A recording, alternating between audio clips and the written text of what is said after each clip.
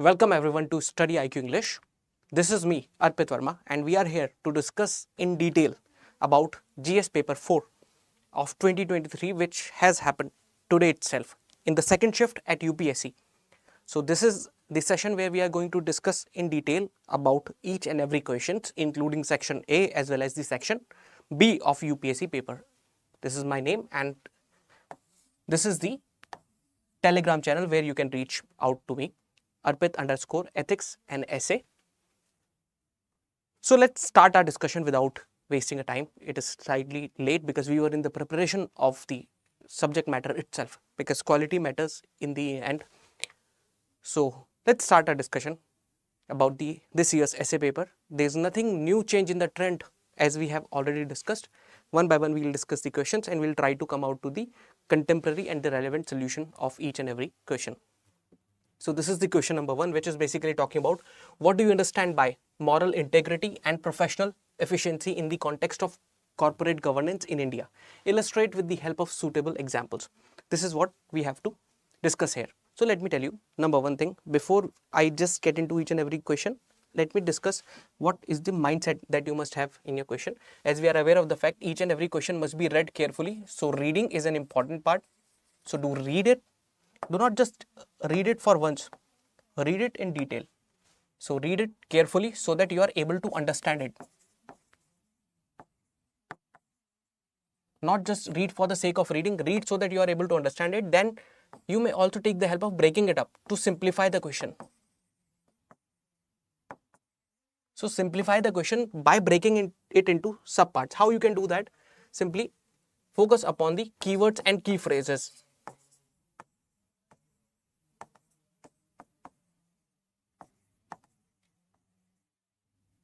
I'll show you here in the one question, then automatically it will be there in the mind when I move to the next question. Keywords and key phrases must be there in your mind. Moving forward, you must also talk about the relationship. Whatever relationships are there with respect to keyword in the question that is being asked. This is the next thing that you must be there while you are reading the question, and automatically your brain process in this manner. Once you do practice, once with every question, it becomes a part and parcel of mechanical practice of your brain. Automatically your brain will be breaking down into the keywords and key phrases and then identify what are the relationships between one keyword or key phrase with the another. Then we have to also look at the directive word. Like what is the commandment that is given in the form of question to us? This is the thing. So here, let's see the question. What is the question saying? What do you understand by the moral integrity and professional efficiency? There are two keywords, 1 and 2.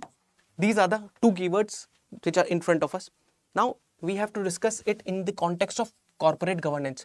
Not only governance, but the governance in the companies. Corporate governance, largely they are the part of the private sector. But we are aware of the fact that corporate governance will not only be limited to the simple private corporate bodies. There are the government bodies, those who are being corporatized, which are not having true nature of the government organizations. They are hanging in between. They have the characteristics of government as well as the characteristic of corporate. So we can just talk about them also.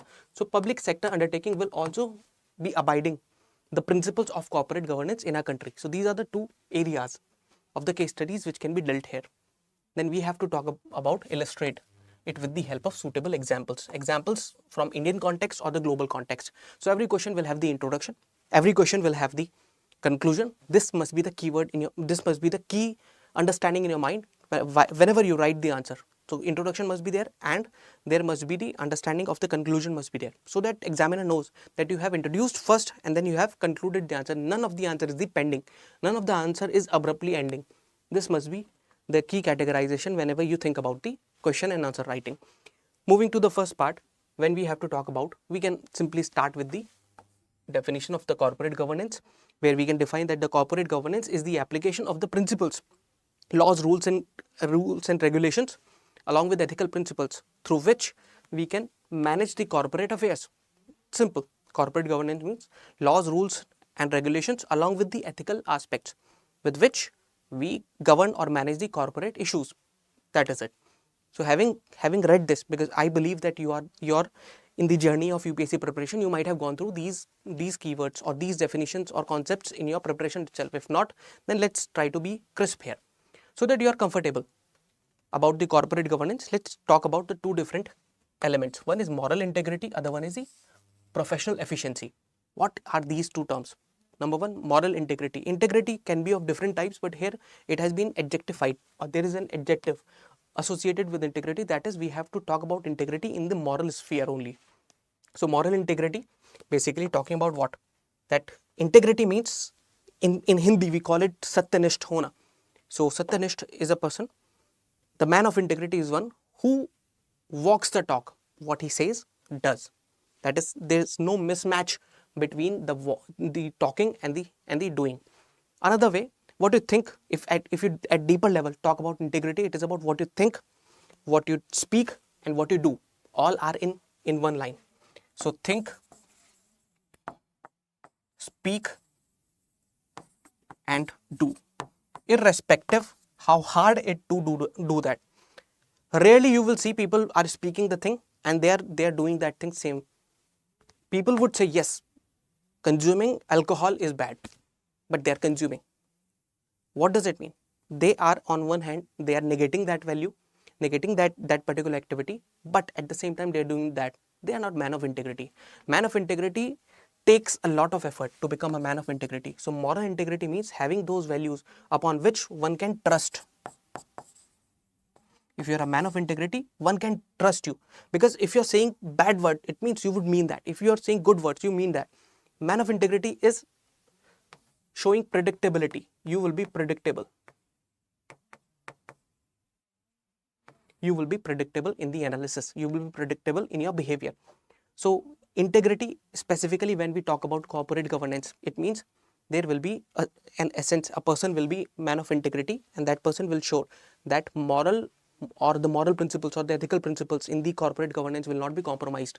It will make not only ethical business, but also a conducive environment where people would trust the entire business operation.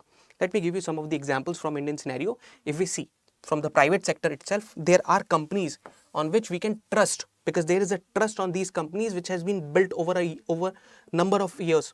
For example, whenever I say, if we have a company like Tata, automatically there is a sense of trust towards Tata. There's a sense of belongingness that it is our company. There is no major tainted image associated with Tata. However, there are companies which have been or which were under the loop of suspicion, where the moral integrity were compromised. For example, you might have heard about the Sahara case. Sahara case is one example. Other example is the example which happened in Satyam case. So moral integrity is there. Coming to the public sector organization which actually working like the public sector, there are many public sector organizations which are helping in the space industry.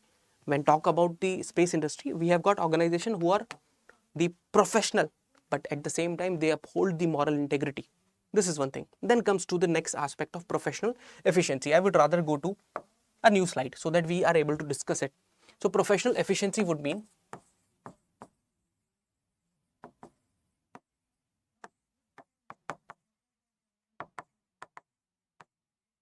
that you are efficient in the working culture. So a professionally efficient person will be initiator of the issues. This person will initiate. This person will have the idea, initiate the idea so that idea can be actualized in the real world. So initiator, this person will have the ability to innovate.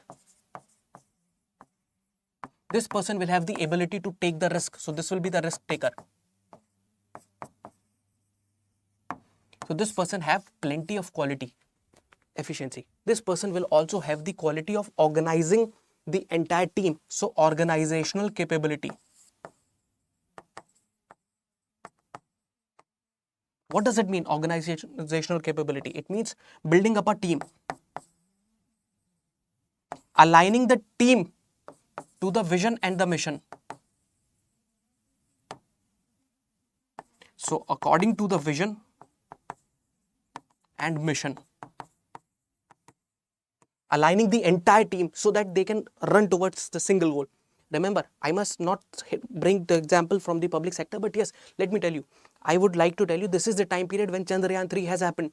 Chandrayaan 3 is no simple venture in any case, no nonsense venture in any case. It has been an internationally acclaimed achievement towards India's end.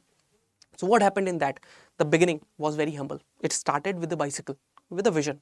If you're able to create a team, be it in the private sector, and align the entire team with the vision and the mission of the team, then there will be miracle. Who can do that? The one who has got the professional efficiency. Professional efficiency would also mean that the person will bring in the characteristics which will reduce the wastage of resources. So resource wastage is minimal.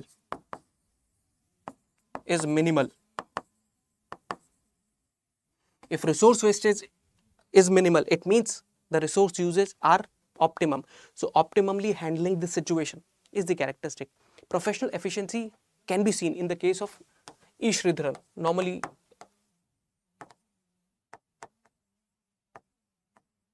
alternatively known as Mr. Metroman of India. So this is the understanding we can relate. If we are aware of the concept, we can talk about these terms. But imagine why these two terms. What two terms? The professional efficiency and moral integrity.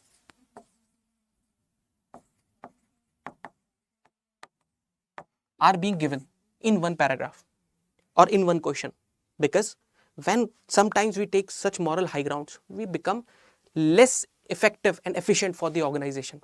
And private sector has a motive at least to generate some profit. The profit must be ethical. The profit must be earned in a situation that we are not harming anybody intentionally, and harm, if even if it is happening, that must be bare minimum. So if we stick to integrity only, the moral integrity, the chances there that we can bring the ethical principles in the entire corporate governance. But the thing is, we won't be able to generate the efficiency. How will company will survive? So it has to be a balance. We need both the integrity and efficiency. It is not either or situation. Integrity is the first step. If you are man of integrity, then qualifying list of man of integrity will be judged upon their efficiency. So efficiency is the added advantage. So integrity is the starting point which will open the door, and then there will be the efficiency which is required in case of corporate governance. Only then the responsibility, accountability and other type of values can be added here. So these are the issues which we can discuss. Recently, we have also seen there are several issues related to corporate governance came into picture. One case was Hindenburg report. We are not aware of the real facts of the situation, but yes, we can say that because of the short selling situation which Hindenburg wanted to get benefit out of it, they just simply relied upon spreading the information which would harm Adani's share. So what does it mean? That there was lack of moral integrity in their context. They wanted to taint the image of one group in India. So what does it mean? There is necessity within the ambit of corporate governance. These two are the important keywords. This is what question is asking. Then how you will conclude? Conclusion must be simple. That you conclude that without professional efficiency, the business will die. Remember this thing. You can use this phrase. Let me write this phrase for you as well so that you can keep in your mind. You can add many things. Mahatma Gandhi's trusteeship doctrine, etc. But the thing is, in the conclusion, if you want to add like this,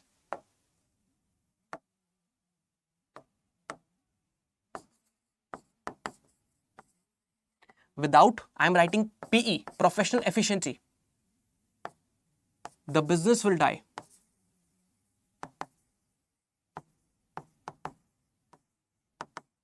But, see, look at the beauty.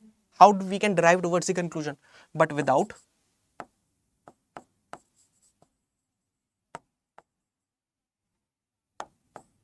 moral integrity, I am writing MI. MI stands for moral integrity. Without moral integrity, the soul of business will die.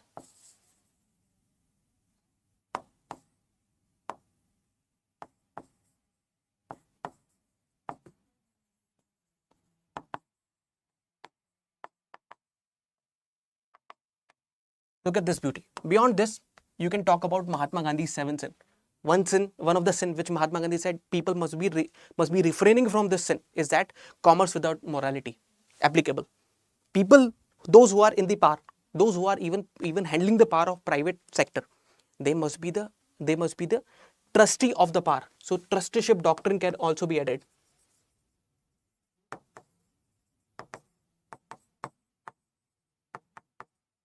So there is plenty of information which you can do. And I believe if you are the regular student who have the conversation with the teacher and you assume or you absorb the information from the teacher in the thought process, it would not be very difficult for you to attempt questions like this. There's a plenty of data. There are examples, and I hope you can use them. They are worth noticing. Anyways, moving forward to the next part of our discussion.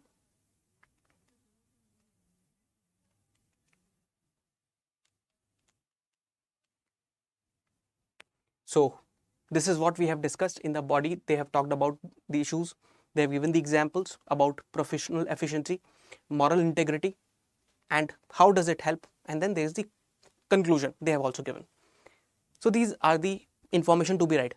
I'll share these document. You can get from the Telegram channel, my Telegram channel as well. So don't worry about that.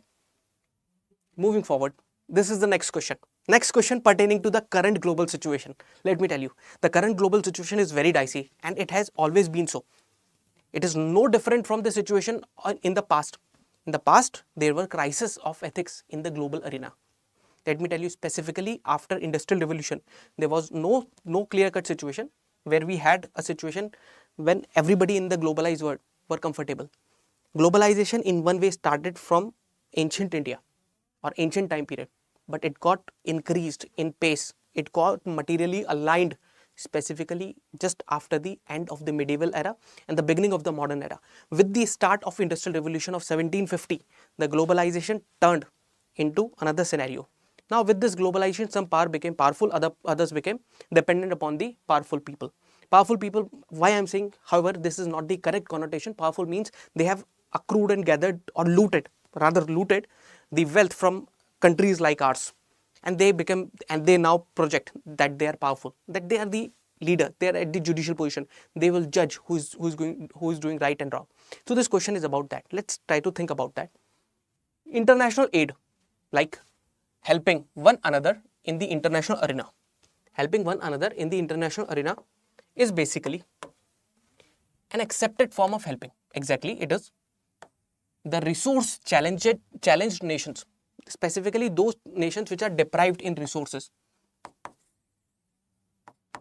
And as I have said you in the first impression of the paper, that resources would mean all the resources, be it natural, be it economic, be it human resources. So if there is lack of resources, it means the international aid is one of the equipment. Comment on the ethics in contemporary international aid. Support your answer with examples. So there, in this particular case, there are approaches where one of the approach is ethical, other approach is unethical, or rather it is doubtful.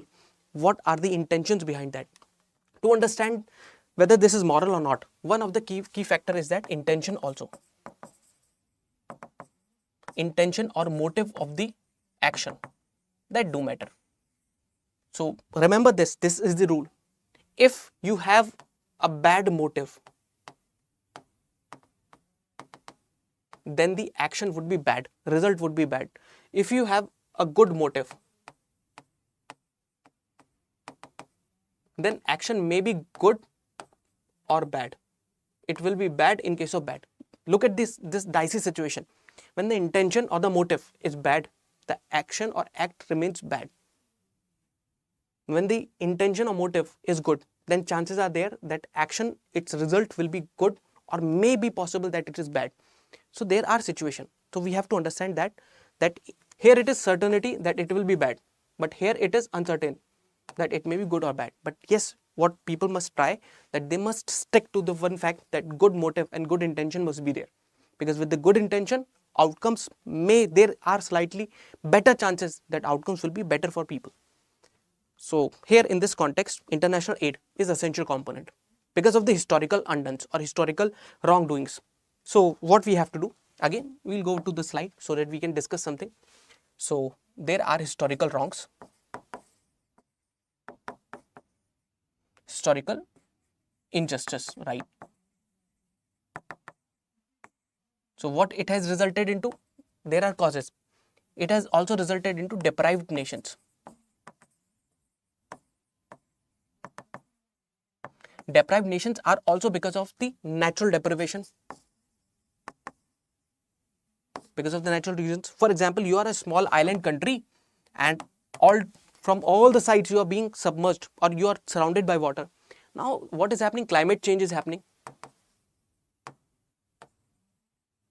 So countries like Fiji Island, what they are doing, they are submerging. With climate change, the level of sea is increasing with time. So if mean sea level is rising, there is the danger because the people who are residing here, so habitants or people who are living in these island territories, they find it very difficult to survive here. Why? Because they have dearth of their future. They do not know what will happen. They are not the part of the problem, the small countries, because of the natural limitation. They are using this territory, but climate change is happening because of the mainly industrial countries.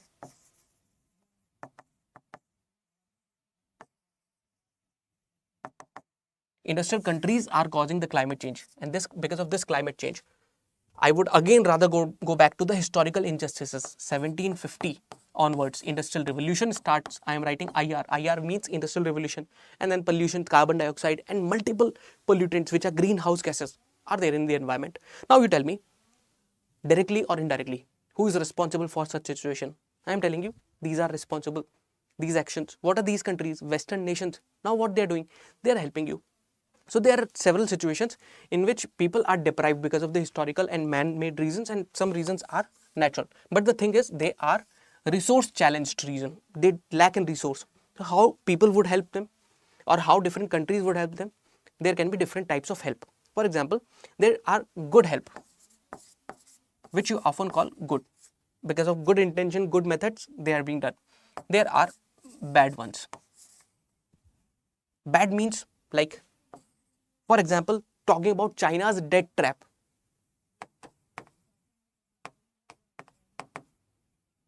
Some amount is paid in the form of aid and then debt is extended. Once you are in the trap, you are in the trap. You give property on lease for next 100 years.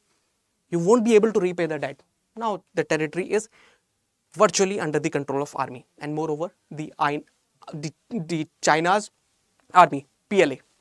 So debt trap kind of situation. On the other hand, goodwill extension.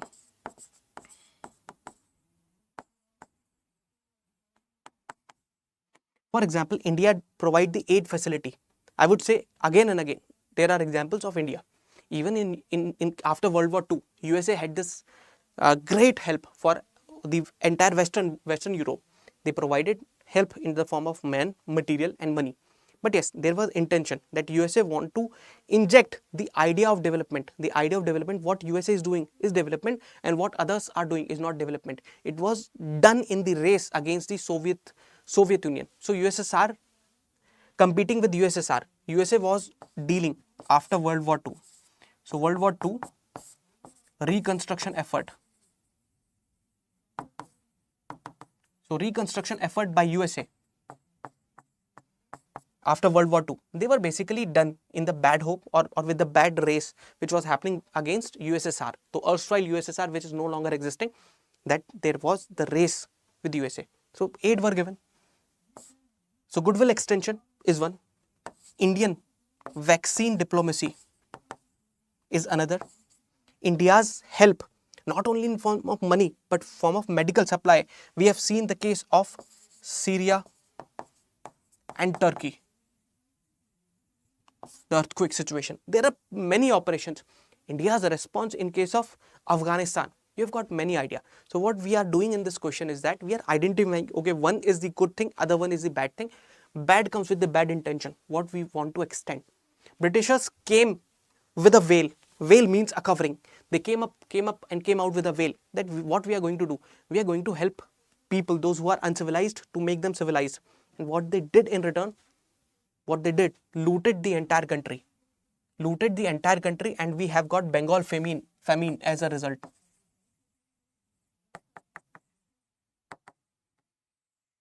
So you can see the situation. So international aid, when it comes to international aid, whenever a country is coming, it is coming with a lot of conditionalities. Sometimes in case of conditionality, what is being compromised? Sovereignty is compromised.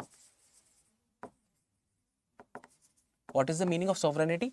That is the ultimate or supreme right of the native government is being lost or compromised. So this happens. Several institutions, they come into picture and they try to erode the sovereignty in some of the cases. For example, this is the new form of colonialism which we can see. In the similar way, when we talk about the issue of international aid, so sovereignty, once it is compromised, it may result into the loss of trust in the country, loss of resources which are already existing. It may become a ground of propaganda for foreign idea.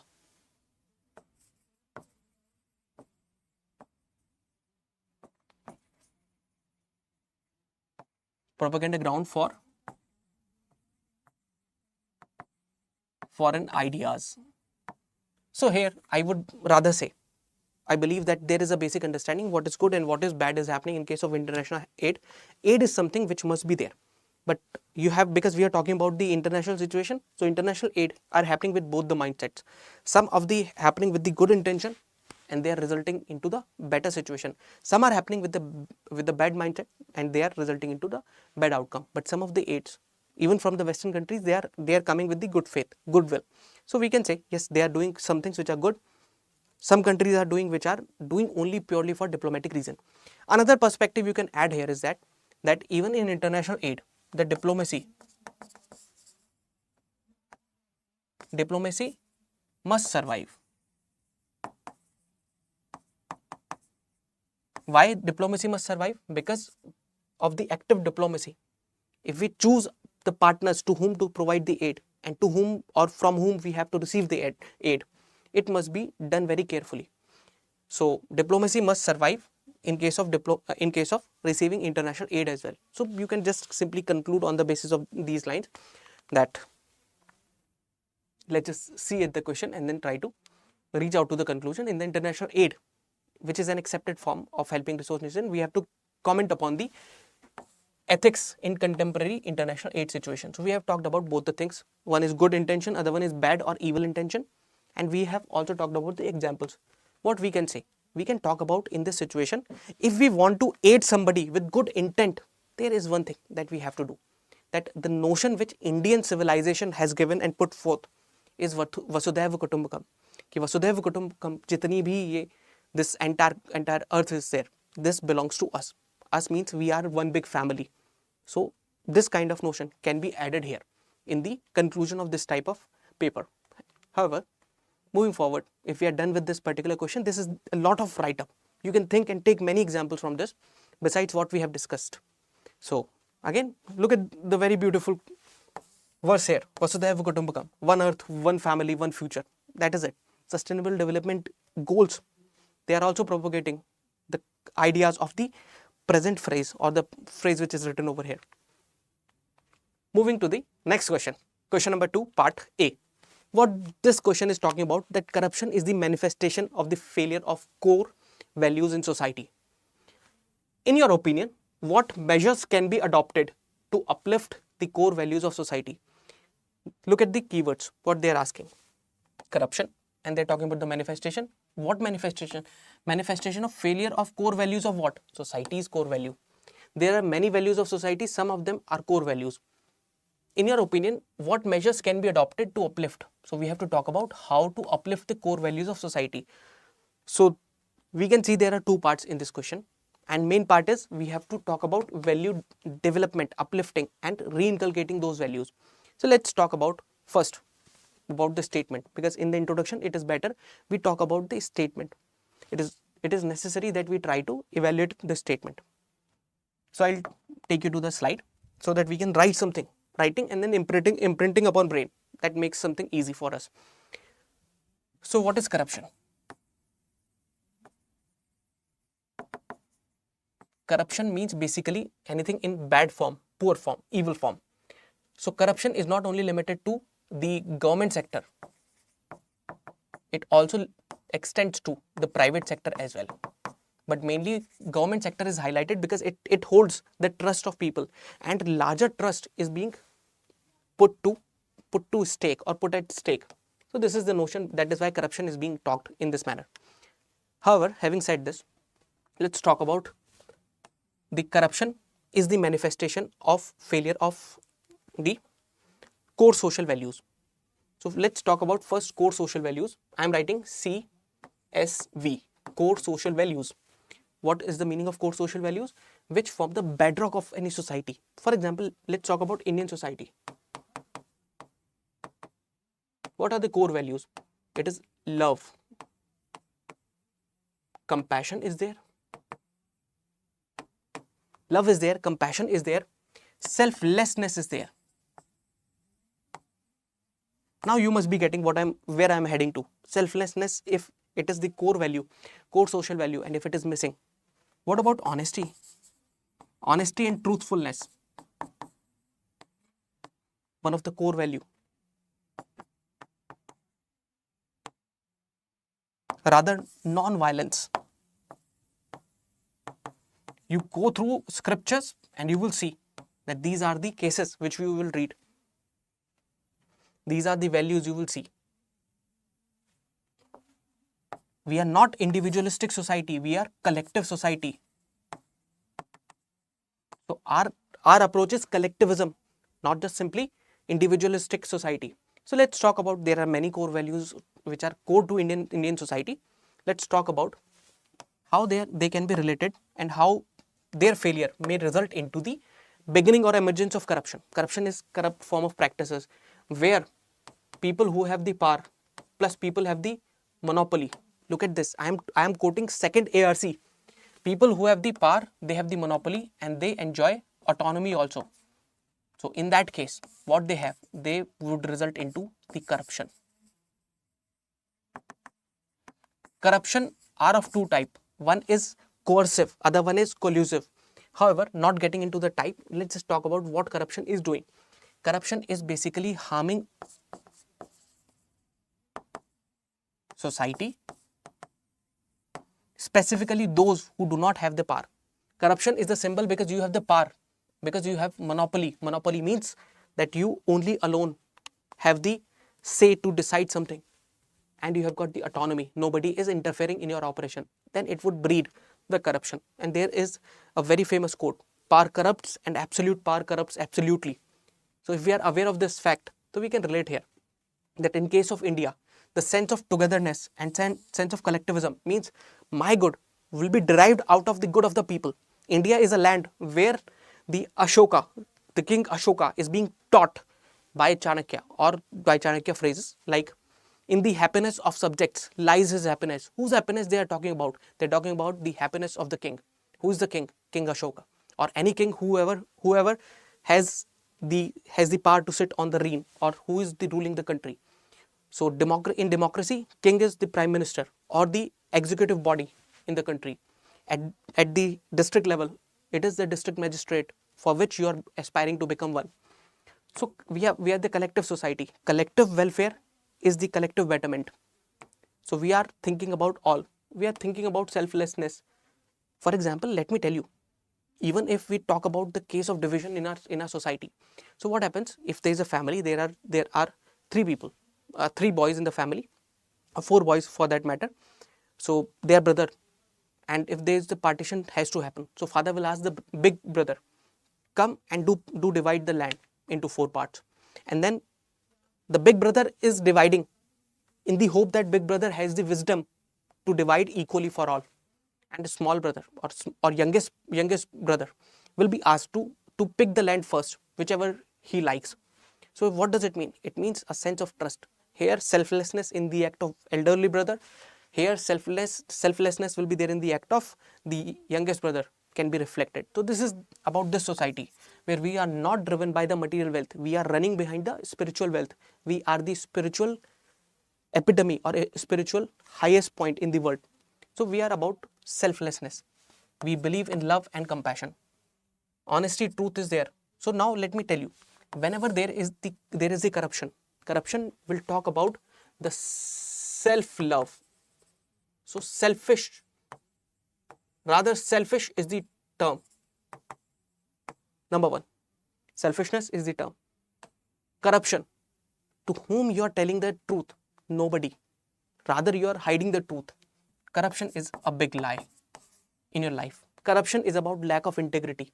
Corruption is the violence which is being imposed or enacted upon the people indirectly. So poor people will die because of hunger or mismanagement of education system, corruption. So in totality, we can see the core values, whenever they are compromised, then corruption will breed.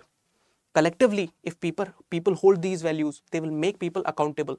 Here, this autonomy and monopoly will be reduced or replaced by another term. If people will take in charge, power in their hand, they will take these things, monopoly and autonomy, and they will transform it into accountability.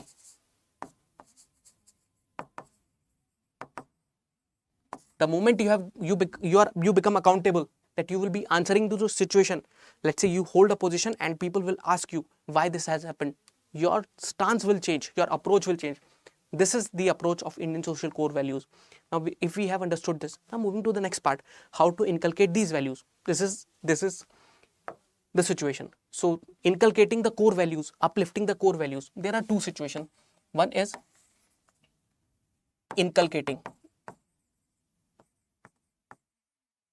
in the childhood and reinforce in society.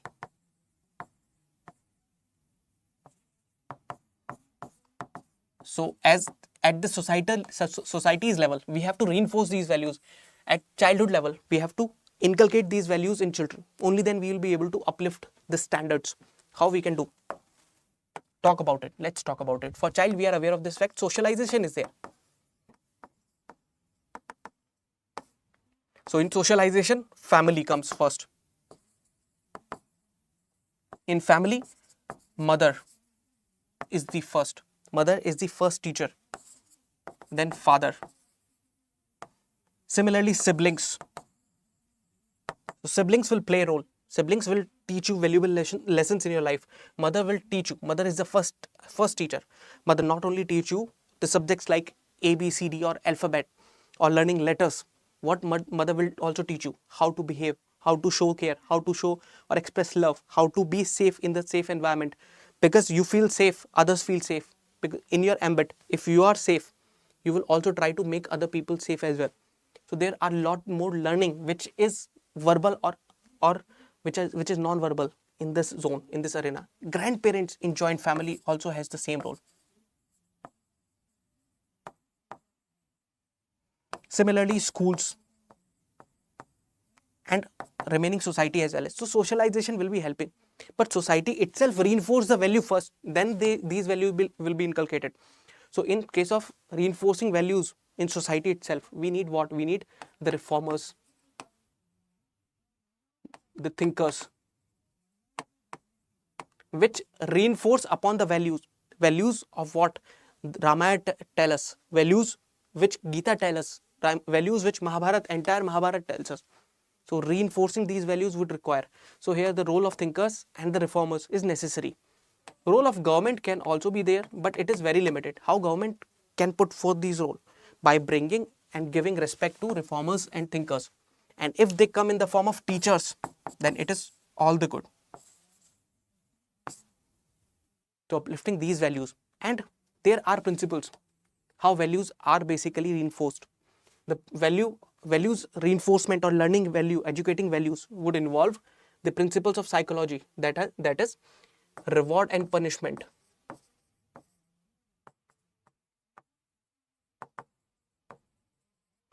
For example, during Swachh Bharat movement, the reward and punishment was used actively in the rural society. So Swachh Bharat movement and rural society, they use this naming and shaming campaign. If you are using the toilet, building the toilet and using them on daily basis, it means you are being appreciated. But when you're defecating in the outside, you are being named and shamed in the village. Reward and punishment. So this can be the method. Other methods could be publicizing and appreciating those who are actually good figures, who are highlighting the core values. Men of integrity are shown and respected in society. This will result into what? A changed and uplifted, elevated thinking of society. And elevated thinking of society would result into this mindset entering into the minds of young individuals. And ultimately, what is going to happen? Yes, you have guessed it right. If you are guessing along with me, that these people, those whoever are there, they're basically doing what? They are adopting the values which are core to our society. And these core societal values will ultimately help us to curb the corruption. A voice against corruption is more than enough. And if a collective voice against corruption, you can see what kind of magic it can put into the picture. There's a question again in the social capital in this very paper. But social capital is one thing where there is a mutual trust is happening, where there is mutual reciprocity is happening, where society is based on norms, some rules and regulations and etiquettes, morality is there. So if we follow and if we want to build the social capital, automatically corruption will be towards the downward trend. So I believe that you must be comfortable here.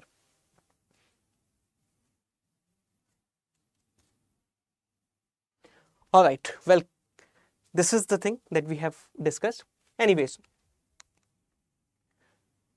so we have talked about what are the manifestations of corruption, how it can be resolved by uplifting the values. Moving to the next question.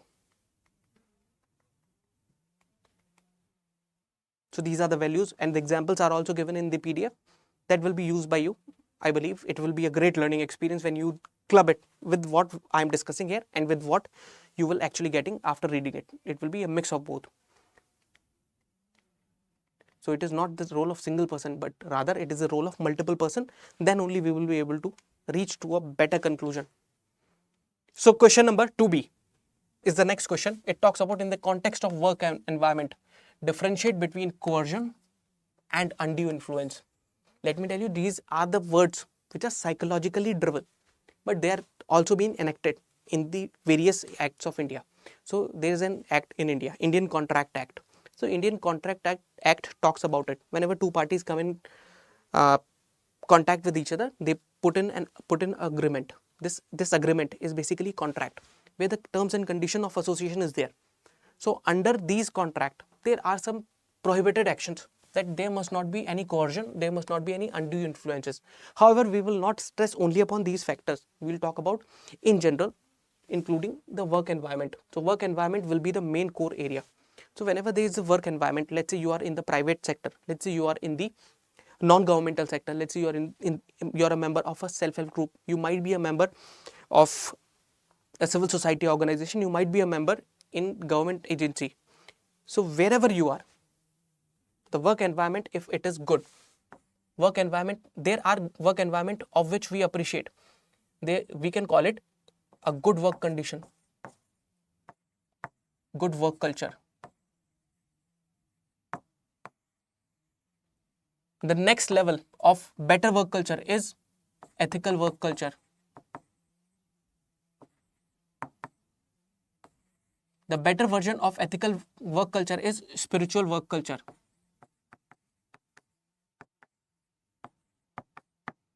Spiritual work culture would mean that not only you will enjoy the work, but this work will help you connect with the divine.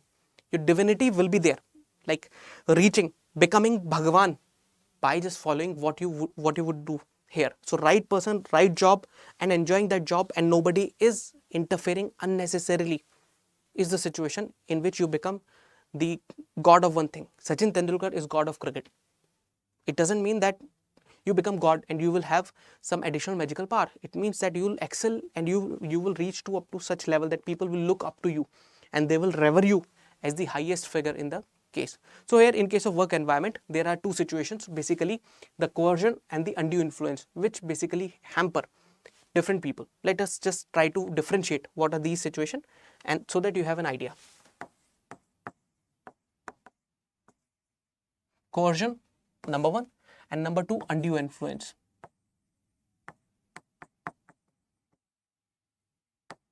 Both coercion and undue influence, basically they are related to, and they are ultimately associated with the contract system or the agreement in general work. So for work, there is an act, Indian Contract Act.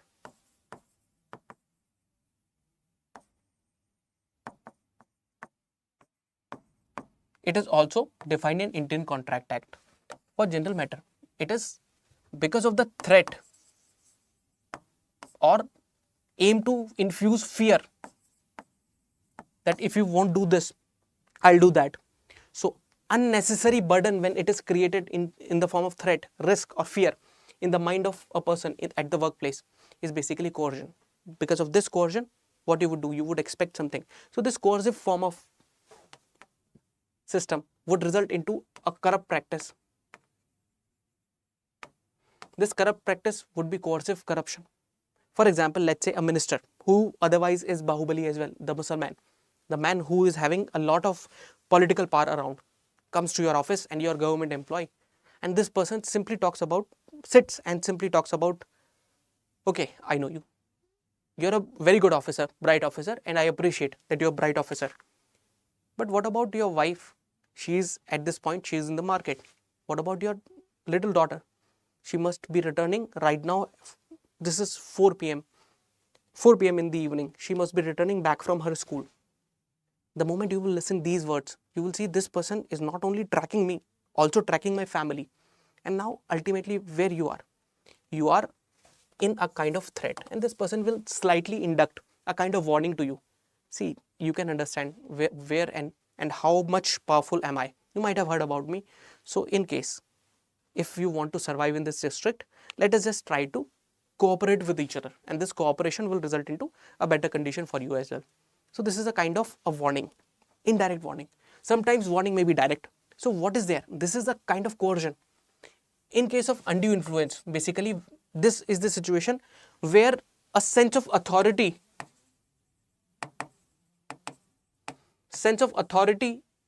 or power position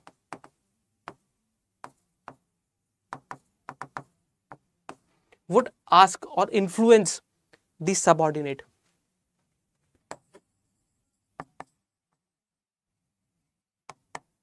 Basically, this is again psychological. Largely psychological. For example, relation between a teacher and a student. A teacher, you might be aware of the fact, some teacher would say, okay, fine, you're a bright student. But the thing is, you're scoring only 20 marks in your practical, and the practical weightage is around 30 marks. So if you want to increase your marks 20 to 30, you know what you have to do. You have to come to my tuitions. So in the evening, I take tuitions, or early in the morning, come to those tuitions. You will be rewarded with good marks. What is this? This is undue influence, because you are having an association. So already you are in association. So in workplace also, if there is a condition when there is the association, and exploiting those associations, the one who is having power, and this person is exploiting these association, what this person will do? They will try to manipulate the subordinate, and then ultimately it will be a psychological game, and you will do what this person wants. So this is undue influence and this is coercion. Both are resulting into one thing: the understanding and the idea of one person who is holding the power here and here. They want their actions, or they want their wills to be fulfilled. Their wishful thinking must be fulfilled. This is the condition. Now, if we are aware of this, so we have to differentiate between them, and then we have to talk about these things. So we have talked about this. We know that workplace, if it is a good workplace, it will be having a good situation for all. This is the list of situation about coercion and undue influence. Also, it includes the cases. There are cases where a civil servant died because of the sand mafia, because it was a coercion in nature. That person was trying to stop sand mafia from sand mining. This is the case. All right. Having said this, this is the case. But yes, we have to understand from this fact that as a matter of any workplace, there must be a say for each and every individual that some things must not be tolerated at all. And if they are corrupt practices, they must better not be tolerated. However, having exhausted all the options, your member of the work or your member of the team, having exhausted all the options, what you are left with, even if you are left with the practice of whistleblowing, do that. But in the end, as the last course, this is the conditionality which you can add towards the introduction. But however, there is overall need to improve the work culture. So this question gives you idea about coercion and the undue influence. Anyways, moving forward to the next part, the question number 3A. This third question is having the quotations, and you have to answer these quotations. So before starting the question number 3, let me have a sip of water so that I can keep continuously or continue this session. All right. So we are back with this one, question number 3A. What this question is asking about? The question is simple, and it starts with the word simple also. The simplest acts of kindness by far more powerful than 1,000 heads bowing in prayer. It means actual actions of kindness are better than praying. That is it. Actions are better than praying. Actions of what? Actions of kindness. So here I'll take you again to the slides. Let me talk about kindness first. Kindness is a situation which we can equate with sympathy or a better form of it is compassion or empathy. So this is it. So kind acts could be like helping somebody, feeding some food. Let's say you are having your lunch in your hand and you see somebody is hungry and you know you can eat when you get back to your home, but this person cannot. You just give them a chapati. It will help. So small act of kindness. So act of kindness are far better than prayers. Why kindness is better? Because kindness is one step that makes human beings from human beings to being human. As UPSC is also asked, so I would write here even in Hindi, मानव से माधव की यात्रा. So journey from Manav to Madhav, from man to divine, is basically a journey in which will require kindness as the vehicle. If you're kind, if you're compassionate enough, you can do that. Let's talk about what Buddha has said. So Bhagwan Buddha has talked about compassion. So is in the case of Mahabharata. So even in the Yaksh Prashn, when it was asked what is the core value, compassion was the core value. We are aware of the fact compassion is one thing which is helping other person out. Not only other person helping out without having feeling. It means you feel their pain, that is why you are helping. It is not intuitive, like out of intuition you help somebody else. No, it is not like that. It is because you have felt the pain, you know it, and then you reason it out. If you were not there to help, who will help? This is the act of kindness. What about prayer? Prayer means is not a bad thing, but you are praying and somebody hungry comes to or knocks at your door that bhiksham dehi, give me something, and you will say I am into the prayer, won't do this. So prayer is good thing, but taking prayer as a veil against helping somebody out is not useful. For example, let me tell you that even in this line, when there were many thinkers and reformers, Kabir was one of them. Kabir would said that ostentations or rituals which do not have basic meaning, which are not very useful for humanity, they must not be the useful things. Rather, what should be there? The pure heart must be there. Heart of kindness must be there. For example, Kabir once said that तरेगा तो वो ही जिसके अंदर हर है, तरेगा तो वो ही जिसके अंदर हर है, मीन क्यों नहीं तरती जिसका गंगा जी में घर है. That is to say, if you want to like cross this journey, you want to enter into spiritual journey and you want to become from the normal human being to better human being, what you need to do? You need to have the purity in your heart, kindness in your heart. He used an analogy of a fish. Meen means fish. So fish resides in Ganga ji, but why, even despite having or living in Ganga's water, why this fish is not being traveling or traversing the path of humanity? So this is what Kabira said, and we are also aware of the fact that it is only human beings. It is only human beings that are capable to become the super beings, or rather Devata. So first we are human beings. We were born as biological beings. From biological beings, when we understand some values, we become human beings.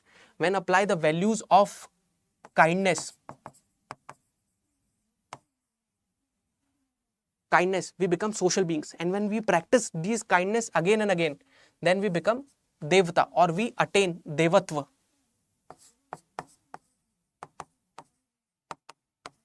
Devatva means divine quality in you. Devata means a man who is having divine qualities. So whatever actions this person will take will be virtuous. This is the man of character, Maryada Purushottam, like Bhagwan Ram. So what we can have, this is the journey from being biological being to social being as human being, and ultimately to devatva, or becoming devata itself, himself. So this is idea about the kindness. By praying, you might not attain salvation, but definitely by kindness you can attain one. This is the practice. Not only practice in Indian scenario, but yes, this practice has been like adhered in other civilization also, specifically the Oriental civilization in the Eastern periphery or Eastern hemisphere. Anyways, moving forward, we have got this idea. So let's move to next part. Question number 3b. In this question, it is to awaken the people. It is women who must be awakened. Once she is on the move, the family moves, the village moves, and the nation moves. Jawaharlal Nehru quoted this. As I have discussed this slightly in the first reaction also, we are aware of this fact. Awaken means you are uplifting yourself. First, again, by awakening, simple, keep in your mind that human beings are not here to get up from the sleep. Human beings are here so that they can become conscious. Satya Chit Anand, as Aurobindo would say. So human beings must be aware of the actual reality. So if we awaken a female member, so if a woman is awaken means knows what is the reality, knows what is the truth, knows that she is empowered, then what she will do? She will translate all these things to other people. There is another quote, very famous one, and a proverb. If you teach a man, you will teach one person, or teach a boy, you will teach a man. If you teach a woman, you will teach entire family, and then society, and then ultimately entire nation. So that is the role. So similarly, on the similar lines, if you empower women, you won't only empower a single woman, you empower many of them, you empower entire generation. And there is very famous line or phrase we can use, that only empowered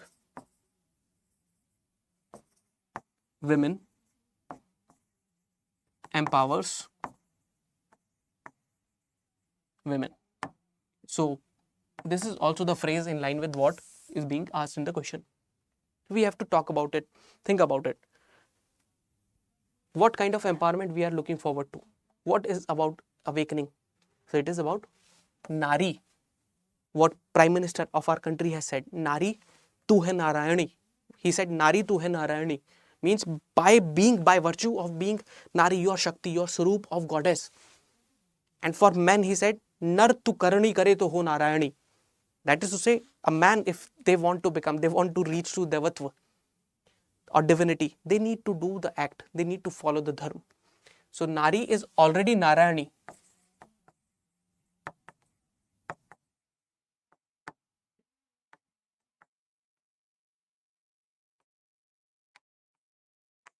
So this is the idea, but all we need to make them remember and make them know that what their real strength is, how empowered they actually are. They're giving birth to a new life. No logic, no nonsense thing. This is something which is essentially can only be done by somebody who's the powerhouse in the essence. So women need to know that they are empowered.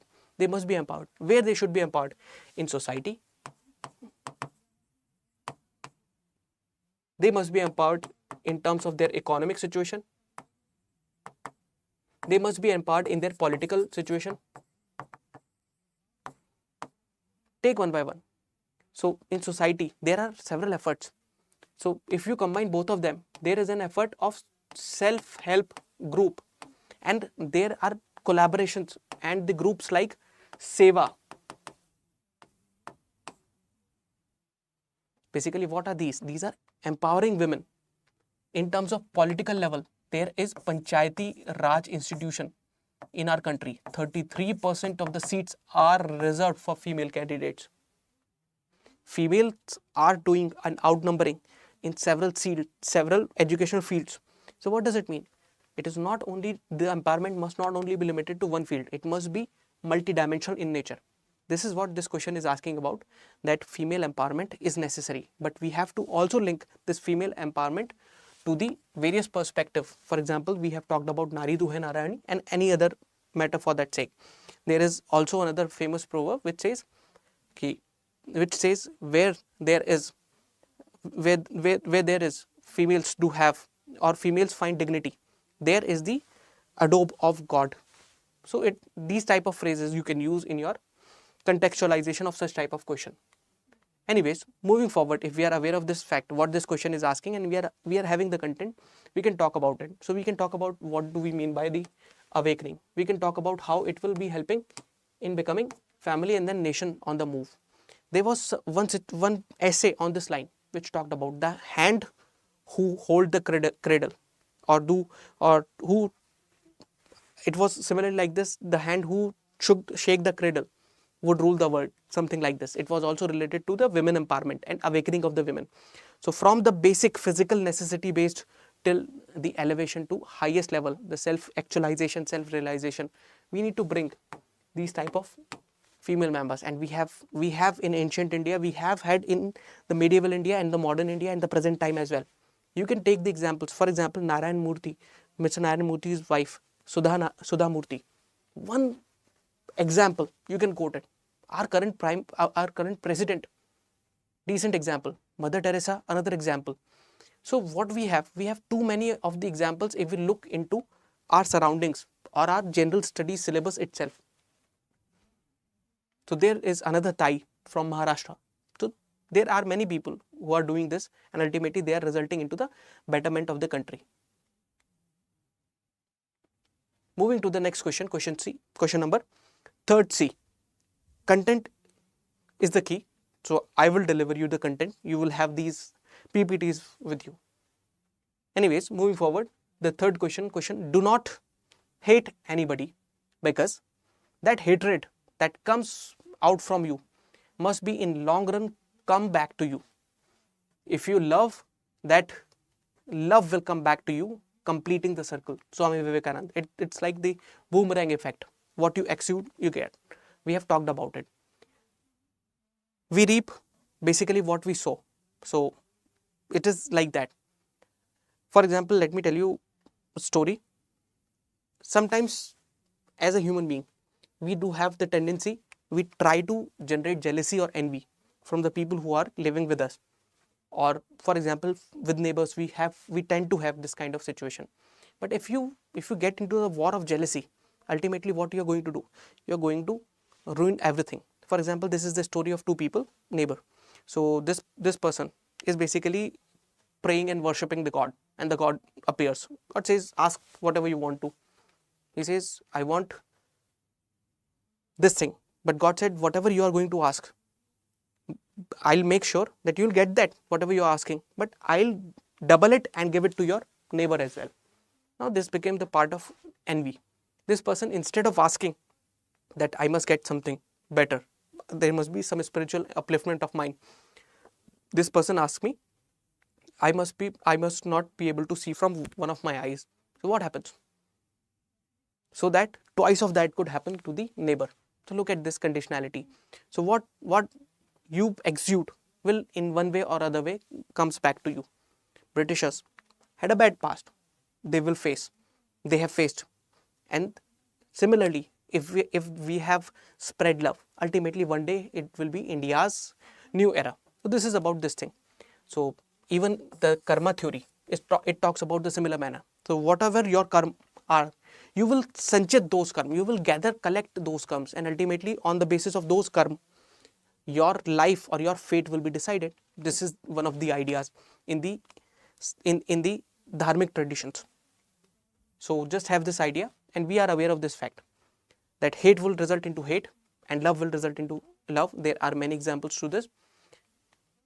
For example, there is this very good case in case of hatred, which we see in case of Cold War time. Cold War time was always like one on one, one on one. One step USA was taking, another step USA is taking, another USSR taking, another step USA was taking, another step USSR was taking. And ultimately what was happening? It was just the locking of horns. None of the improvement was happening in that situation. Things were aggravating. So we have to avoid that. We have to exude what? We have to exude the love, like the way India does on the international platform also, by saying Vasudhaiva Kutumbakam, we are one family, we are one world. The borders may be there, but yes, we as the entire community, as the humanity, we are all single, must work for each other's progress. This is what about this question. So there are many examples, and one of the famous example is when you talk about the example of Nelson Mandela. Nelson Mandela, you have heard about his story. Let me tell you the story in a very short loop. Nelson Mandela said, basically he was in prison against apartheid. Apartheid was a condition where the white people were very cruel against the black people in South Africa, and white were the ruling people. So after the end of apartheid, when Nelson Mandela comes out of the jail after 27 years of imprisonment, he became the president of South Africa. Now things were changing. Look at the mindset. What white people will be thinking at this point of time? They would be thinking, we have done so bad, so much atrocities on the black people. Now black person is becoming the president of South Africa. What this person will do? This person will be against us. So if this is the case, this person is against us, what does it mean? It simply means that we are in a difficult situation. So how to get out of this situation? The simple answer was either to leave the country. But when Nelson Mandela became president, in the first address, he said, in South Africa, if there is anybody higher than me is God, and I am here as a president, so I will say that none of you will be treated in any negative or hatred form of emotion from any other person, depending upon their skin color. What does it mean? Nobody had to leave the country.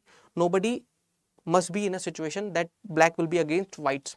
So this simple gesture changed everything. He exuded love, and we know that South Africa is on the better tracks ever since then. So this is the idea. If you exude love, you will receive one. If you exude hatred, somewhere and somehow you will get back the hatred. This is the simple rule. You have got many examples. Swami Vivekananda said this thing way back, and this is what our scripture says. Moving forward to next question, question number 4a. What really matters for success? Character, happiness, lifelong achievement is a definitive set of emotional skills. That is your emotional quotient. I just said about this. What we need? Success, character, happiness, and lifelong achievements. Not just purely cognitive ability, that means intelligence, which can be proven by the conventional IQ test. Do you agree with this view? So examiner is asking, do you agree? Give reasons. Whatever be the reason. If you feel that EQ is not responsible, tell them. If you feel that EQ is responsible, tell them. But the thing is, you are aware, by this time you are mature enough, you know that emotional quotient, emotional intelligence is one area which is necessary for a leader. So I gave you example of Michael Jackson with musical intelligence. So let me tell you, what is intelligence? It is a quick understanding so that you have about it. What does it mean by having emotions? And what does constitute EI? EI means emotional intelligence. Do not confuse. It is emotional intelligence. Intelligence is what? If you have this idea, just start typing in the chat box also, so that we know that everybody is interacting in the class while the class is going. I know this is the very late hour. Anyways, intelligence is the ability of any individual to think, learn, grow. So to think, learn and grow, this is that mental capability that everyone has. Even animals are intelligent also. But this intelligence is very useful, specifically in case of survival. So if you want to survive and do the progress, this intelligence is necessary. Even a smallest creature, animal is intelligent. Octopus is very intelligent. Cow is intelligent. Everyone is intelligent in their own sphere. What are emotions? Emotions are chemical situations. So these are the chemical hormones which are in your body which affect your mood. So they are secreted in your body, and then you are into the different state. So these are the state because of the chemicals in your body. The problem is that emotions kill reason. Intelligence is only about reason. So when emotions are high, you become suppressive of reasons. But when these reasons, these reasons, intelligence, only they will prevail, no emotions are there, you become emotionless, you become stone-hearted person. So there is a need to balance. How this balance comes? From the idea of emotional intelligence. What does it mean? It means not only you understand your emotions, but also understand others' emotions. I am giving you a very short form. You can use this Puma approach. Perceive, understand, manage emotions of yourself and others, as well as by being aware of them. Perceive, understand, manage, and by being aware of them. So what you need to do? You need to perceive, understand, and then manage the emotions of yourself as well as others by being aware of them. This is the Puma approach of emotional intelligence. An emotionally intelligent person is calm, peaceful, listens to the complaint, listens to the grievances, tries to resolve them. It is lack of anxiety is there, stresslessness is there. So this person is a balanced person. In Gita, Bhagwan Krishna say, Sthit Pragya. Who is the person who is having Sthit Pragya? Sthit Pragya means being calm and composed in situation when you are facing very good. You're not very bubbly and joyfully committing mistake. And we are very sad, you're very depressed. You feel life has no meaning. जिंदगी चल रही है बड़ी मुश्किल से. So इसे चलाएं के रोक दे यहीं पर. You're the person who knows the reality. You're the person who is aware of the actual reality, what to do and what not to do. You are calm and composed by being emotionally intelligent. Your emotional intelligence will be measured, and that could be referred to as emotional quotient. People on emotional quotient, they survive and gain better respect in society. Emotional intelligence. But when you are intelligent, you become very famous. You can become popular. You can do many things. So success means achieving something in your life so that people would admire you, so that you are internally satisfied. Happiness is something which makes you happy, makes you joyful. Character is something which is also derived from intelligent. If you know things, if you can know the things, if you can apply the reason and logic, only then you will be able to build a character. World over, Bhagwan Ram, the character of Lord Ram, Bhagwan Ram जैसा character किसी का नहीं, मर्यादा पुरुषोत्तम. So Ram's character cannot be without intelligence. So intelligence will give you ability to reason out what is good, what is bad. So ethics will come with the idea of intelligence as well. So when we amalgamate emotional intelligence and normal intelligence, then it becomes a perfect mix. There is a very famous quote that intelligence will open the door of success for anyone, but to keep it open and to move further, it will be emotional intelligence that will play the role. I'll tell you a story, a very short story. It has been told by Harsh Bhogle, comparing two different legends, the legendary cricketers. One is Sachin Tendulkar, other one is Vinod Kambli. He said Vinod Kambli is far, far more talented. I'm using his words verbatim. Far, far more talented than Tendulkar was at the initial stage. But the thing is, he was always succeeding. Once he faced fast bowling, which he never expected. So he faced first failure in his life, and he could not recover from that failure. Why? Because he was intelligent, but he did not know how to manage or control the emotion when he failed the failure. Sachin Tendulkar, on the other hand, a man of persistence, perseverance, played 60 odd days continuously, more than 6, 7, 8 hours a day, 60 days without taking a break. He said he would sleep even on the dining table.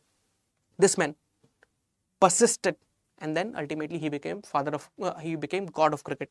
So you can understand that emotional intelligence is something which will help you. Emotional intelligence can be seen in many cricketers as well. You take the example of Mahendra Singh Dhoni. Even in the toughest situation, he is calm. Even in the situation when he know that I must give opportunity to a young person, he'll take the lead, he'll give you the opportunity. So this is the scenario.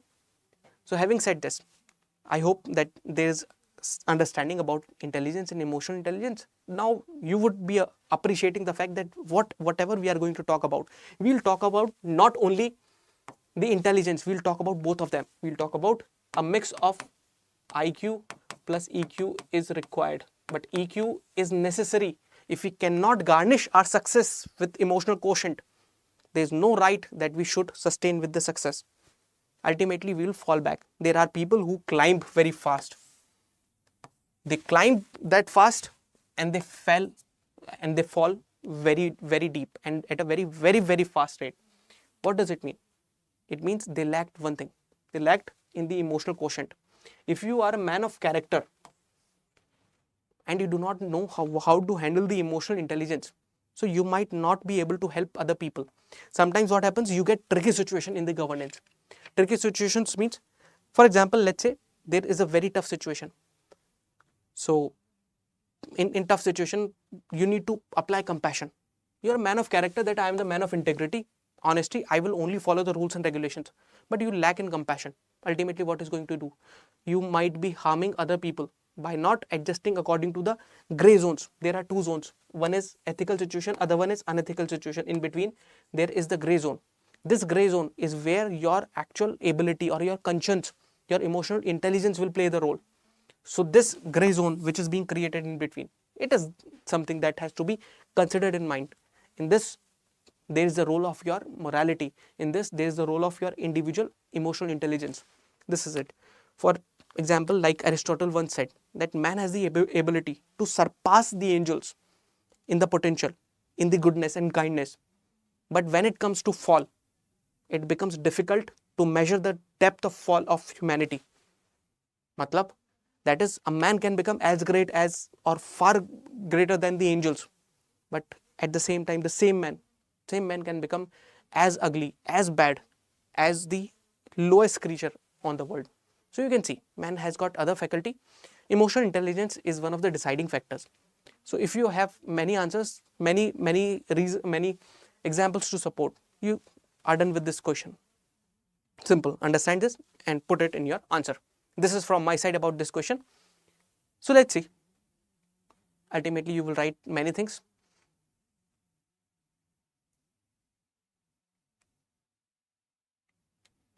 Okay, and let me also tell you another quote of Aristotle. Aristotle basically had another quote on anger management. You can also use that, but that is very, very long quote. It is about like how much you have, like anybody can become angry. So anger is not difficult, but how much, like what kind of anger you should do, at what time, with what kind of person. इस तरीके से there is a quote by Aristotle to manage the anger, which indirectly or directly talks about emotional intelligence, emotional quotient. Buddha also talked about emotional quotient. So this is about it. Question number 4A. Let's talk about question number 4B. What does it mean? It is again two keywords, but relationship is that we need to differentiate with them in between, and then we have to put in the examples for both of them. This is what is expected out of us. So this question is talking about, number one, on one hand moral intuition, another one is moral reasoning. So what is moral intuition and what is moral reasoning? This is the thing to be talked about. Moral intuition, I am writing MI, and moral reasoning. Both of them are related with moral. When you test morality, you test at least a few things. I am not writing all the things, but let's say these are at least core things which you test. Number one, you test the intention or motive. Number two, you test the means or the method. Number three, you test the result or consequences. At least these are the three things that you test: the intention, the method, and the result of anything. Moral intuition means, as it comes, intuition is something which is animalistic. It is a part of reptilian system which comes to our brain. So very basic, part of very basic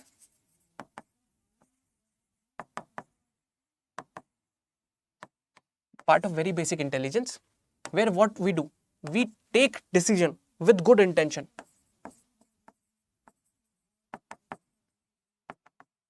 So intention is not bad here because it is moral intuition. But the thing is, it is not the person who is taking or who is acting with moral intuition is not well equipped to know what are the goods and bads associated with that.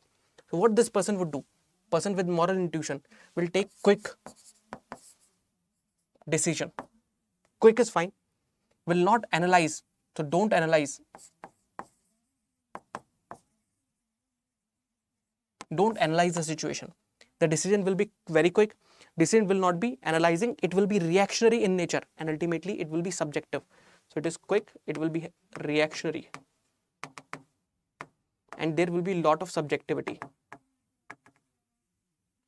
I felt like and I have done this. What do you mean by that?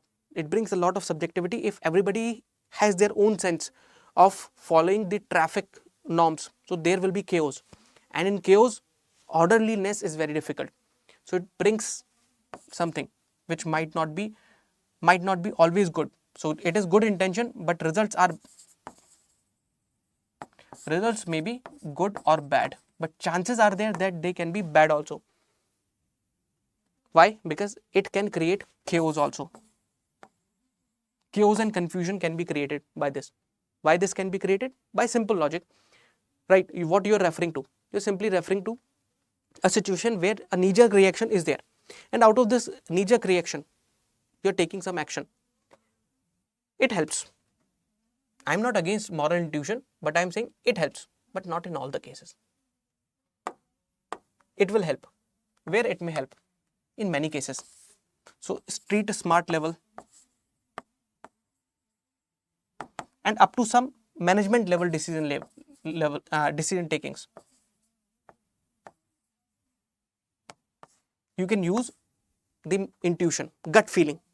Okay, I have this gut feeling, let's try this. But this gut feeling will not always be true and correct.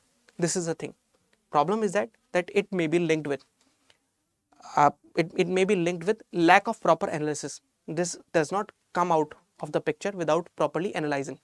So it only remains with the very basic intelligence ability, which is not very different from what animals do. But here intention is there, so we can say okay, it is one of the thing. So on the perspective of intention, means and the result, only intention is good, means and result both can be bad. So moral intuition can put you in a difficult situation. Chalo kar lete hain type of attitude. Why should we do that? Is there any backing and supporting reason? Many theories, they do not talk about the moral intuition. Let's talk about moral reasoning.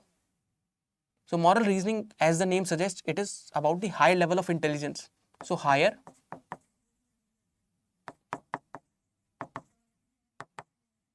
intelligence is the hallmark feature. What are you reasoning out?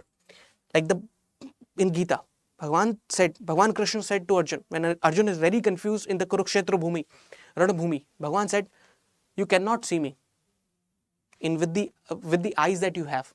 You need to have the eyes of reason. It doesn't mean you will be bestowed with any other eyes. It means even to understand Gita, if I am reciting Gita to you, I am telling answers to your queries, what you need to do, you need to have eyes of reason, and this reason is not common. That reason will not be found. So moral reasoning or reason is the high level of intelligence that is necessary. Not everybody is into the zone to have this kind of conception of their cognitive ability.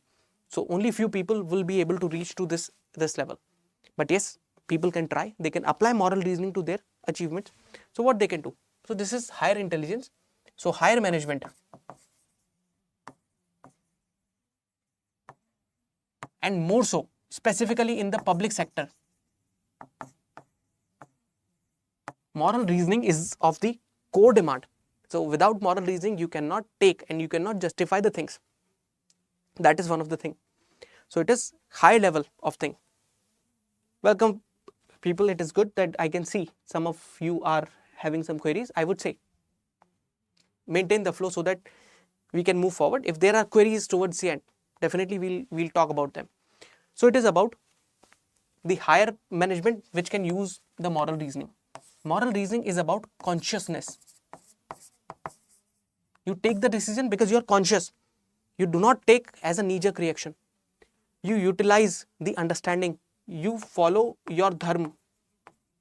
You do your duty. You follow your kartavya. And you have a reason to to talk about it. This is about the moral reasoning. What differentiates animals from being human is that you have got wisdom.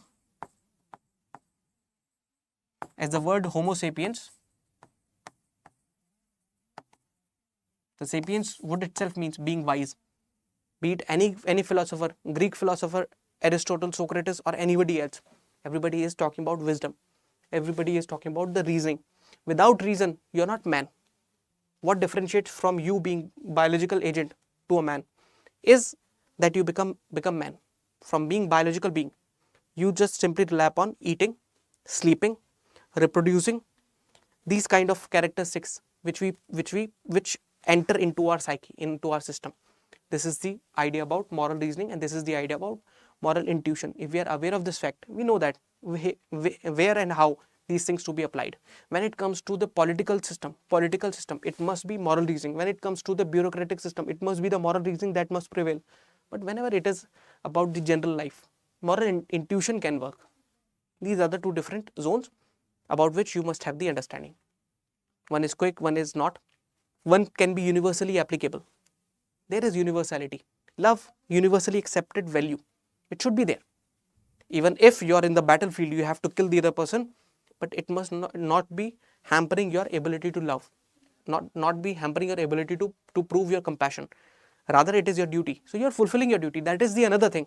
But the thing is, in case of moral intuition, it is knee-jerk. So in case of moral reasoning, if we were to talk about, intentions are good in case of moral reasoning. If your actions are moral reasoning based, you have got good intention. Means will definitely be based on reasons, because you have thought about it, you have analyzed.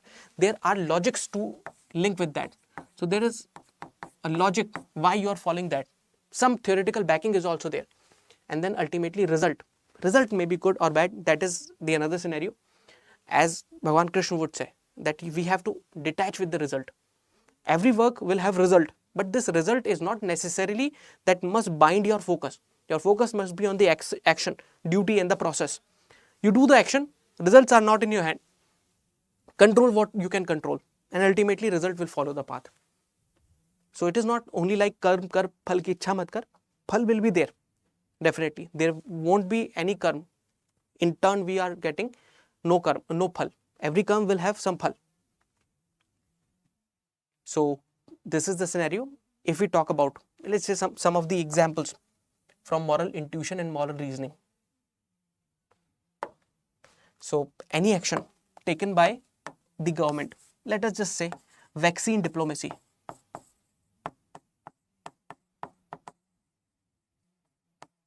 Is what? Action of vaccine diplomacy is the action of what kind? Moral reasoning. Get back to history.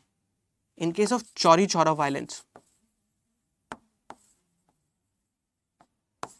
it was a crowd.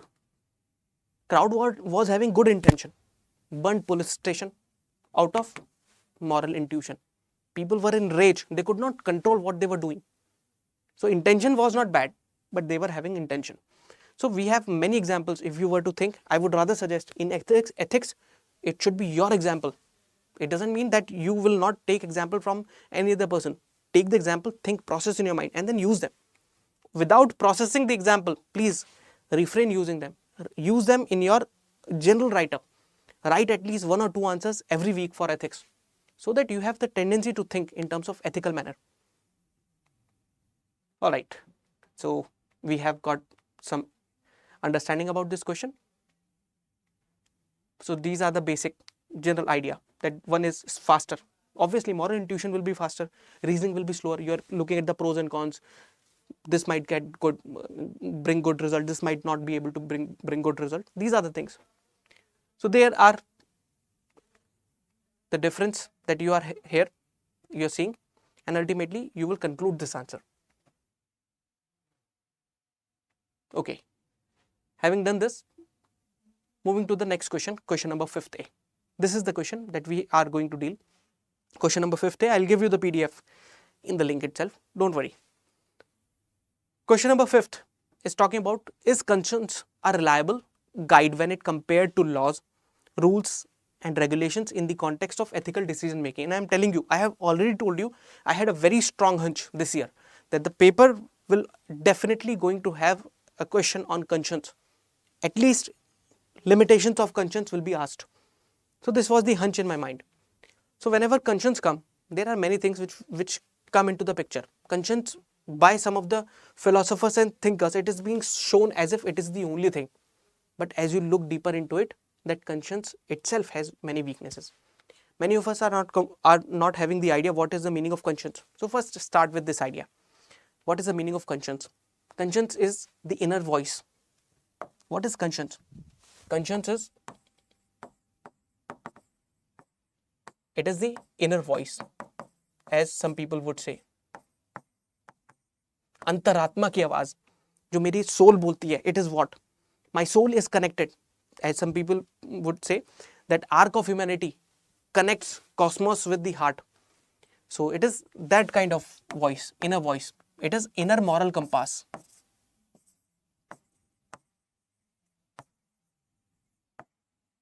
So it is inner moral compass which tells us what is right and wrong. So what is right or wrong? So it tells us, it helps us in making the judgment. Once we take the judgment, it helps us to take the decision. So decisions are taken. For conscience, there are several quotes. For this, I would rather select the quote by Mahatma Gandhi. He said, in the matter of conscience, the laws of majority has no place. Remember this. Why I am quoting this particular phrase? It is not there in the slides, but yes, you can write it down. In the matter of conscience, there is no place of laws of majority. Laws of majority means, what are laws? Laws are basically the written down or codified information which is morally upholding something. They are presenting the moral values. So laws, even the laws of majority, they do not act. If everybody is telling, if everybody is engaged in bad thing, if everybody is doing evil, it doesn't mean that I shall also do the evil.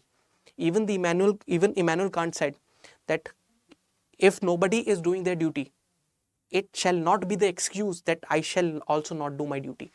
You can understand what I am referring to. That there is something that goes beyond with what is the group idea. Sometimes, let's say I am using the word majority, however, rather correct psychological word is group. जिस गुट से, संघ से, संगठन से, organisation से आप जुड़े हैं, if everybody is doing incorrect thing, they are engaged in evil, it is not imperative upon you that do the same thing. Your conscience in that place will take the lead. Conscience is the highest court, highest of all the courts of justice, again said by whom? Mahatma Gandhi. So Kant and Gandhi in this idea, they are almost resonating on the same frequency. So when you follow the idea of group and you do the evil, you are under the trap of groupthink. This is the psychological situation of groupthink. Groupthink means you are the part of the group and you do what group says, even when you are not accepting internally that this is what right is. So if you have this idea that this is the conscience and how the conscience can play into the picture. So let's talk about the question itself. तो question के ऊपर चल के देखते हैं that is conscience more reliable guide? This is the question mark. Starting more reliable guide compared to laws, rules, regulations in the context of ethical decision making. Whenever you have to talk about ethical decision making, means when you have to pick what is right or wrong, what is good and opposite to exactly good in terms of ethics is evil. So what is evil? So discerning means judging good from the bad, judging good from the evil is what conscience is helping us. Now the question is asking, there are two things. On one hand, there is conscience. On the other hand, there is rules and regulations. Is conscience better than them? Now this is our interesting part, which we will discuss interestingly. So let me divide it into two parts. One is conscience. I am writing conscience C. And there are laws, rules and regulations on the other part. What are laws? Laws are basically, what are laws? Laws are basically simply the codified information, codified by an authority like parliament. So it is the codified values.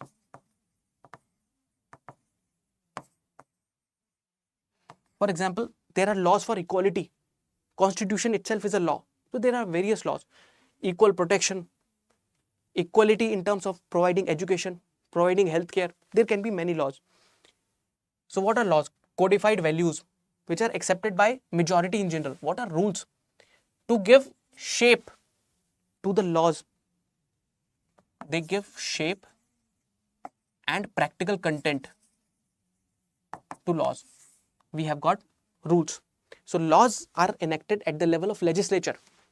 Rules are prepared at the level of ministry or department. And then regulations. Regulations are the third step. So law is made, then simplified form, more elaborated way, rules, and then regulations.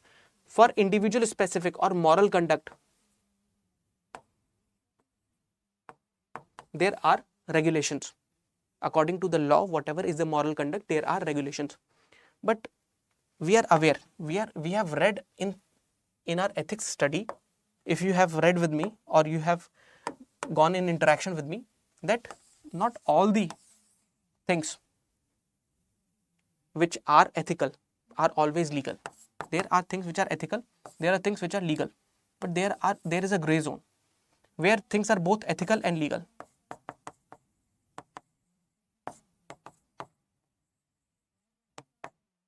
Wherever, and besides this, wherever ethics is silent, if we do not have the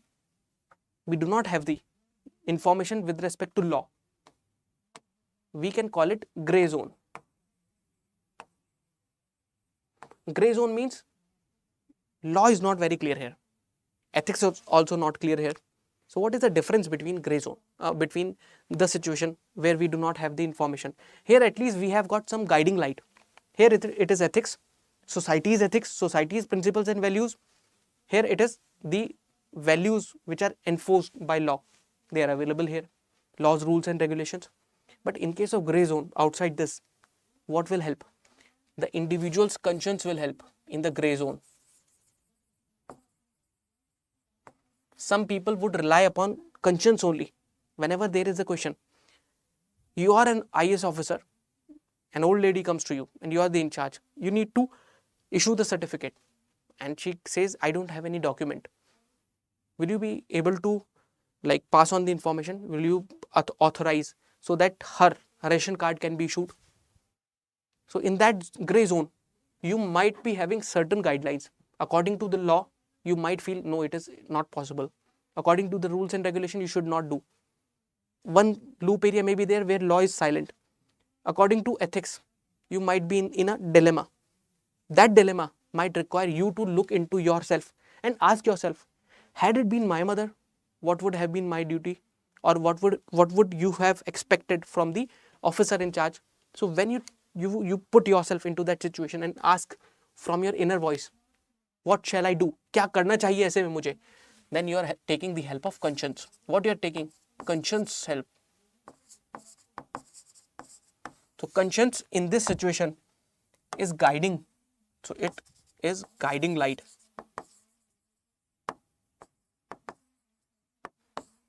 Now this is not the question to compare just like that. The question is about, we have to see whether this conscience is basically helping us or not.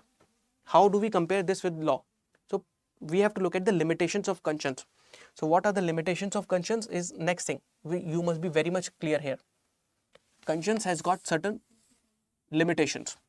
Be ready about that. I'll use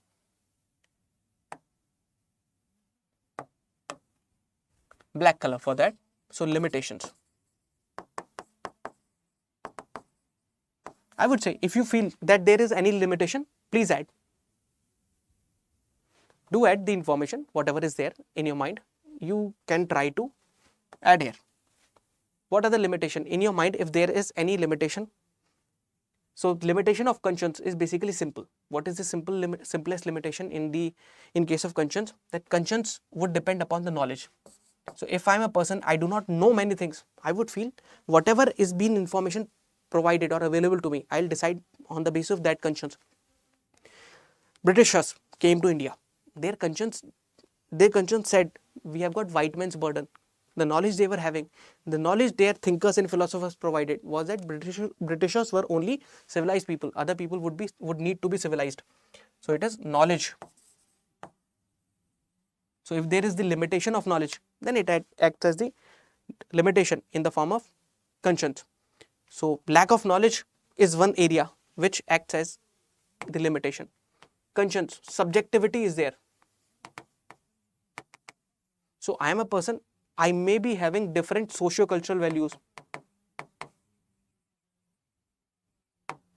I may be belonging to different political setup.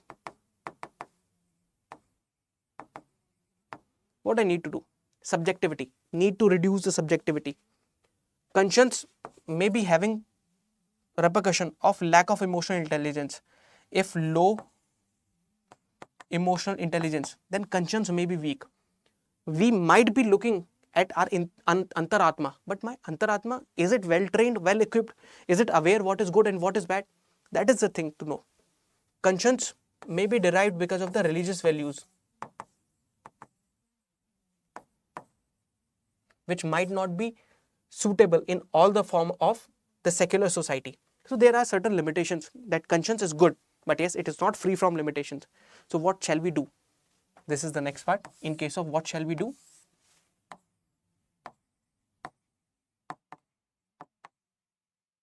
What to do? Simple. Towards the conclusion, we'll just try to mention this. Train the conscience. So ethical training.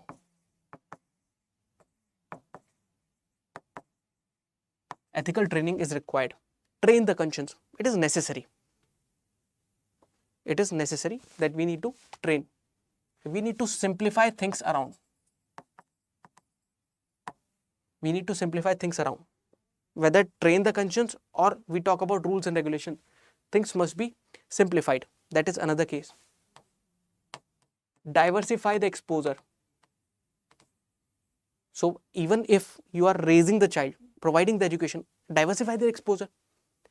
A child in India must be appreciating the diversity of the country, because despite being so much diversity, we are united. We are together. Why? Because there is diversity, and that diversity must be availed to the children. A person speaking different language should meet people of speaking different language, so that there is the understanding and learning. In case, furthermore, when we talk about that conscience, how do we train that? There must be continuous learning and observation.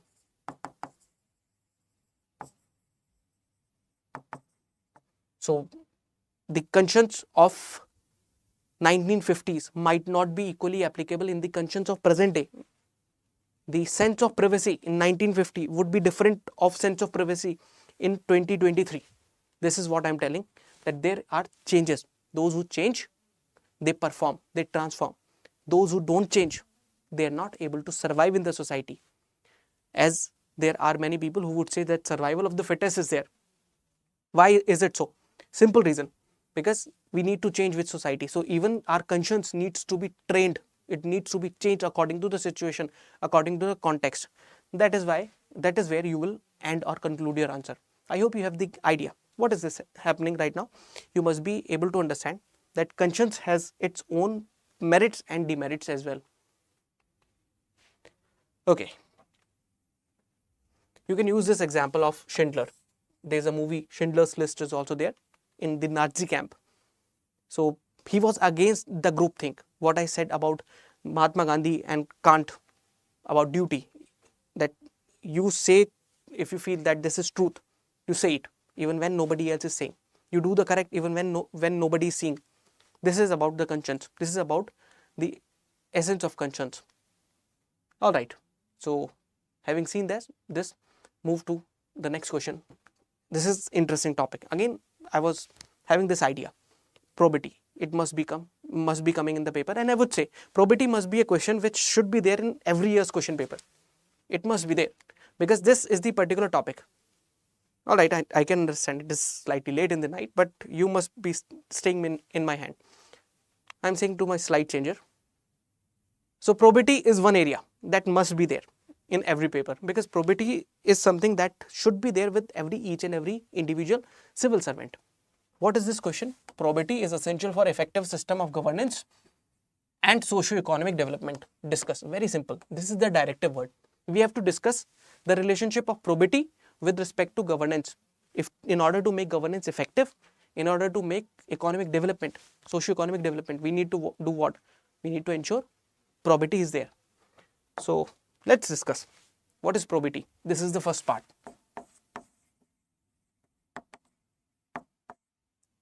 And I shall take this space also for the rough brainstorming thing. समझने के लिए we need this space. So what are we doing? Let's try to understand the concept of probity, and then we'll try to reshare. There are two types of values at least when we talk about public administration or public service. There are two types of values. One are basic values, basic or foundational values.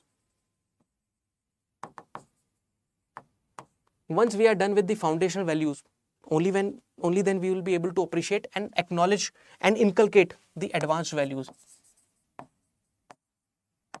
If there is the hierarchy of values, there are basic values, then there are advanced values, and in advanced values at the top is the value of probity.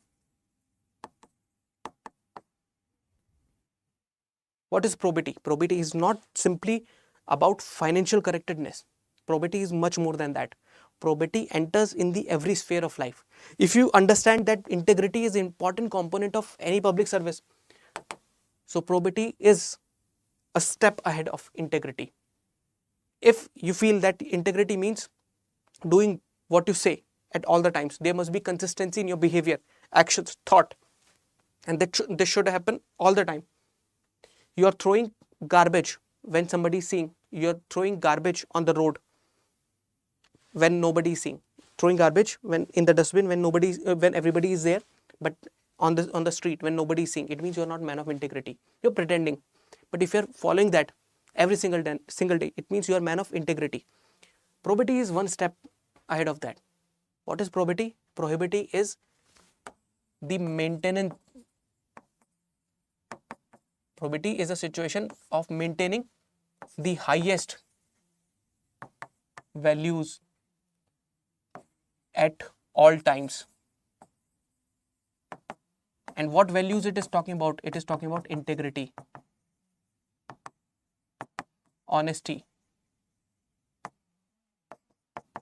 truthfulness, uprightness.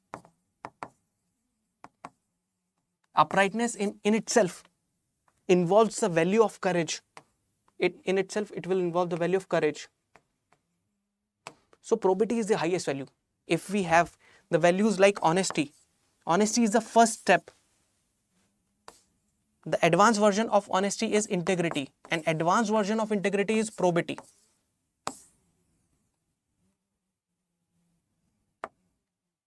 Probity cannot be easily ensured.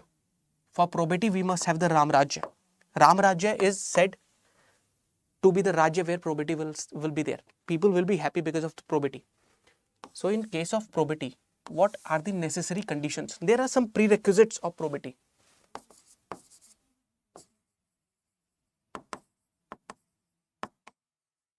There is a report, a PDF document by National Commission on Review of Working of Constitution. So they published a report, Probity in Governance. And they say there are prerequisites, and one of the foremost prerequisite of probity is the absence of corruption.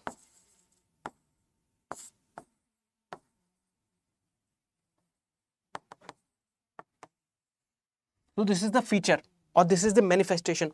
If you enter a society and if you see there is no practice of corruption is there at all, it means this society is following the practice of prerequisite. There is the condition where in that condition there can be condition of probity.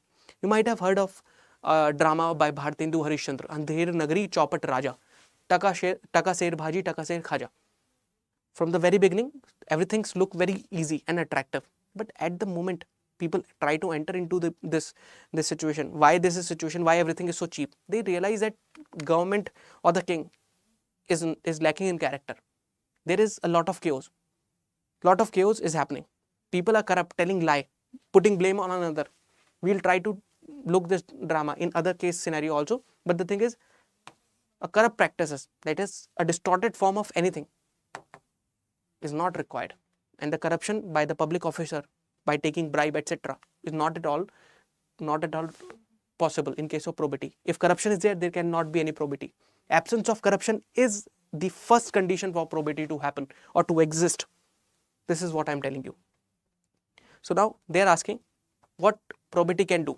Can probity provide the socio-economic development? Can probity provide the effective governance? So effective governance means where government is able to manage resources effectively, government is able to handle people effectively. Basically, we can say effective governance. We can talk about it is probity and its relationship with effective governance. I am writing EG. EG means effective governance. So here what government can do? Government can do many things. And also we have to relate socio-economic development with probity. First take example of effective governance. So principles of good governance will make governance effective. What are good governance principles? It will involve several principles or values like trust with people, trust within organization.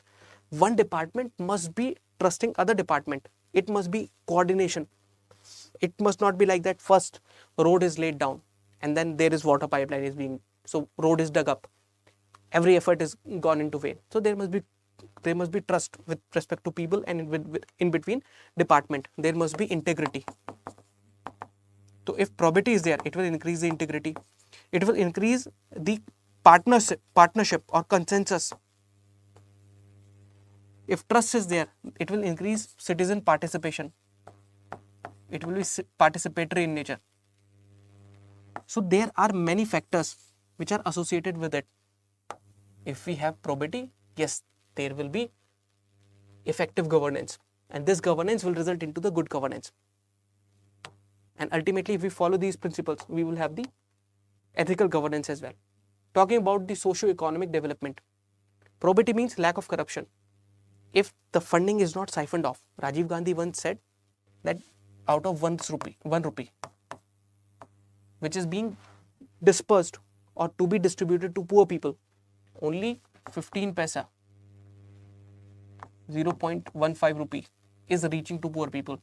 85 people is lost. 85% of it lost. So 85 paisa is gone. Where has it gone? It has been siphoned off. So this is the hallmark of corruption. Because of the corruption, people are not getting the rupee. How can we expect the socio-economic development? What about equality? Can there be equality? No. Corrupt will be appreciated, and those who are not corrupt, they will be facing the challenge. So probity will try to ensure equality is there. Not only equality, it will ensure equity is there. Equality means equal in terms of opportunity. Equity means equal in terms of outcome. It is in terms of opportunity, that everybody must be given equal chance. But the thing is, better is equity. So equity is one area. With probity, because government rules and regulation will not be biased or favoring any particular group, so it will be inclusive. With probity, there will be sustainability in all the aspects. Long-term thought process. Environment will not be compromised. Bridges built for long duration. Buildings built for long duration. Transportation built for long duration. So overall, there will be socio-economic development. This is the scenario. All right. Having said this, moving to the next part. What is the next part? Our next question.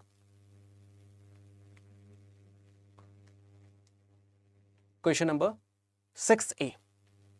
Gradually, we are moving towards the end. End of section A. Then we have case studies to deal with. So let's talk about case study again. Let's talk about question number 6A. What is this question? This question is about the teachings of great Guru Nanak Dev Ji. So we have what were the major teachings of Guru Nanak Dev Ji and explain the relevance in the contemporary world.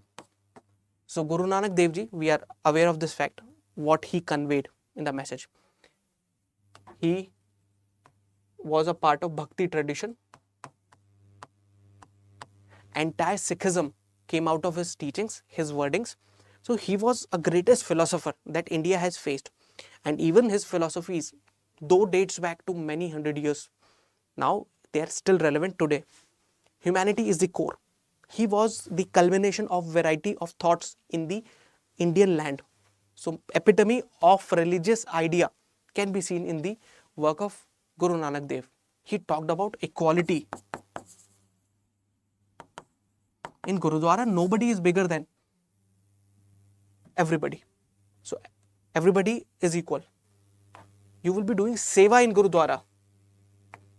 You might be a CEO of a company, but you will be doing seva in Gurudwara. You will take the shoes, putting them in rack, cleaning dishes, serving food, langar, Naam Japna. What are these? These are the moral ideas. Who gave them? Guru Nanak Dev. What is the core or essence? Essence is love. Essence is compassion. These two make humanity possible. Not only this, besides this, connecting human beings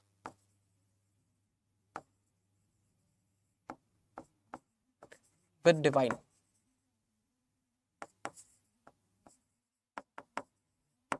So connecting human beings with divine was another method that Guru Nanak Dev Ji has employed. So what is the scenario? The scenario is his teachings are still relevant. The world is in turmoil. We have not reached to a situation where peace is there. Harmony is not there. People are not comfortable with each other.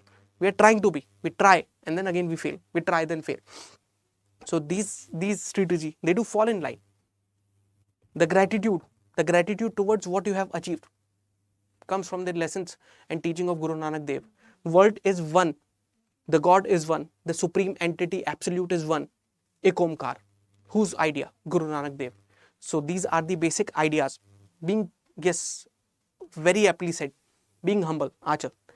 Exactly. So there are a lot of teachings which still hold their ground in present day world. So let's see. This is a good list created by us. So Ek Omkar is one thing.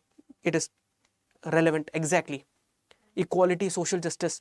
No barrier, no caste, creed, etc. difference is there. Idea of service, idea of sharing is there. Idea of doing kirat is there.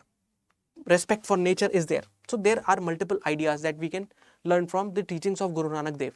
Interfaith dialogue, right now very necessary. Everybody needs to know that other faith has to be respected. The spiritual development, Naam Japna. Aaj bhi we do Naam Jap. It has transcended the boundaries of different religion. Within India's dharmic tradition, Naam Jap is common. Propounded and promoted by whom? Guru Nanak Dev. So this is the idea. You have this. You can write plenty of content. Right? 5-6 main points. Try to give example with the current perspective. That is it. Job is done. Because each and every question is only 10 marker, 150 words. Moving forward to next question about social capital. Social capital is not new. I believe many of you, those who are attending the lecture live, they are aware of the term social capital. What is social capital? Social capital is one thing that we have to discuss. Now then, next thing, how does it enhance the good governance? This is the another thing that we have to discuss. Number one, social capital. Number two, how it is related to good governance in the positive sense. It means it acts as a positive cause for better governance. This is what we have to do. So social capital is basically a concept which says within the society that people do come together to generate capital. Capital means from which you gain some benefit, profit, interest. So capital means profit, something or asset which help you create more wealth. So profit is something. It is not about the material profit or monetary profit.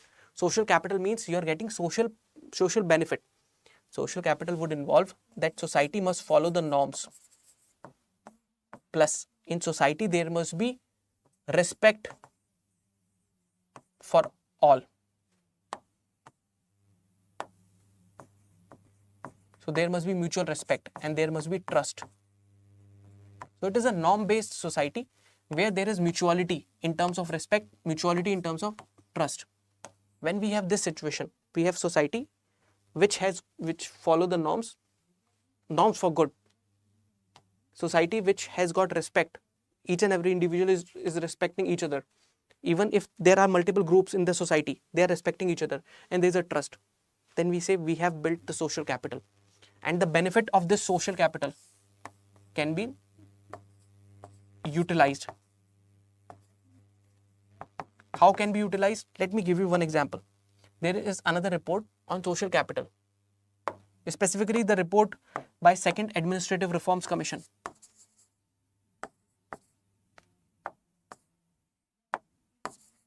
ARC's Administrative Reforms Commission.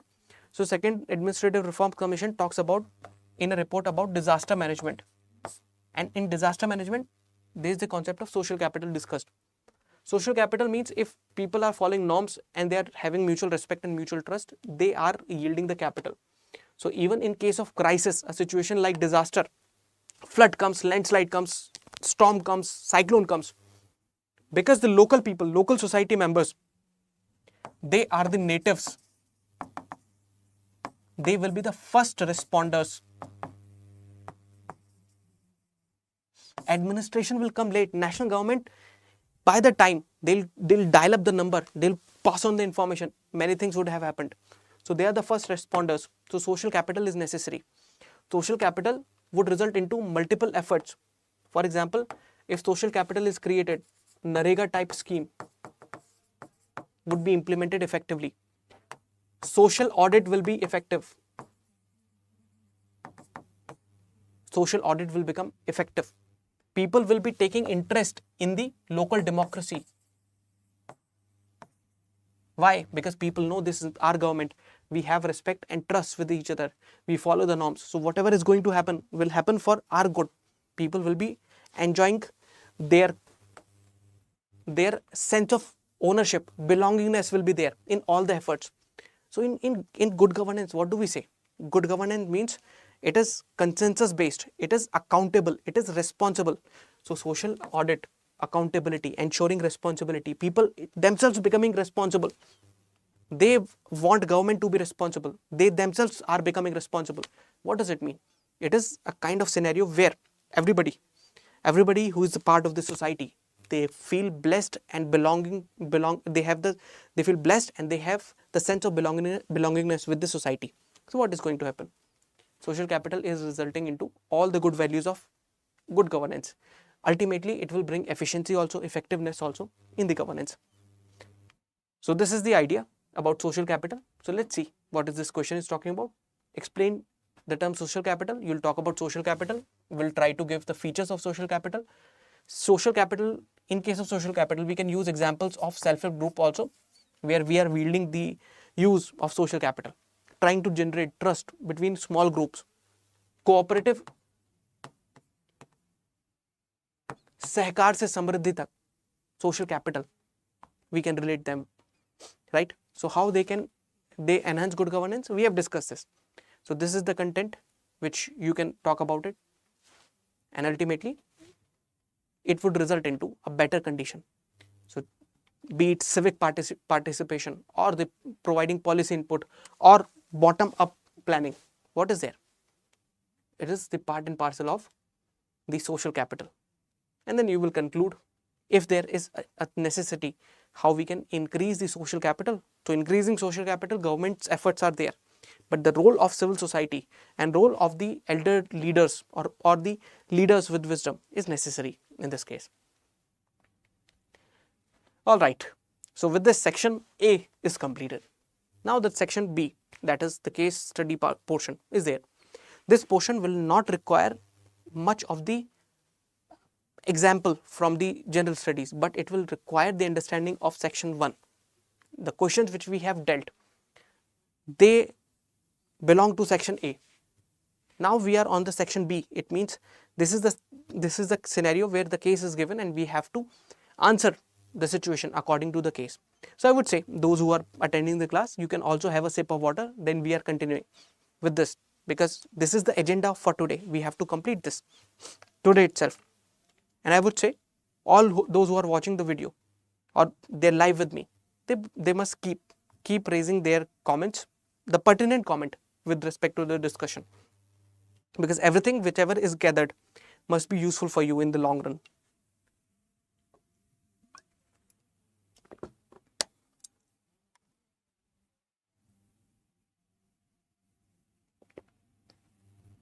Okay everyone, so let's take case study one by one. I'll just give you a brief idea about how to attempt the case study, then we'll move forward how we are going to solve the case studies.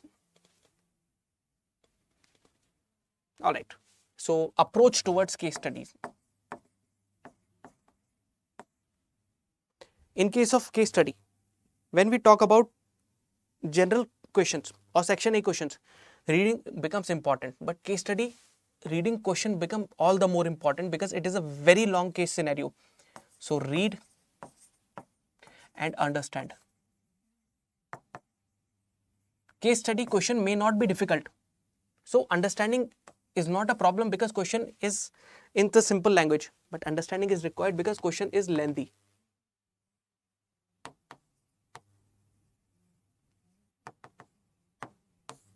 Then what is being asked, that is necessary. So first understand the question. Now coming to the answer writing in case study. So when you write the answer to the case scenario, writing answer to the case scenario would involve many things. First, try to brief the case in 1 or 2 sentences.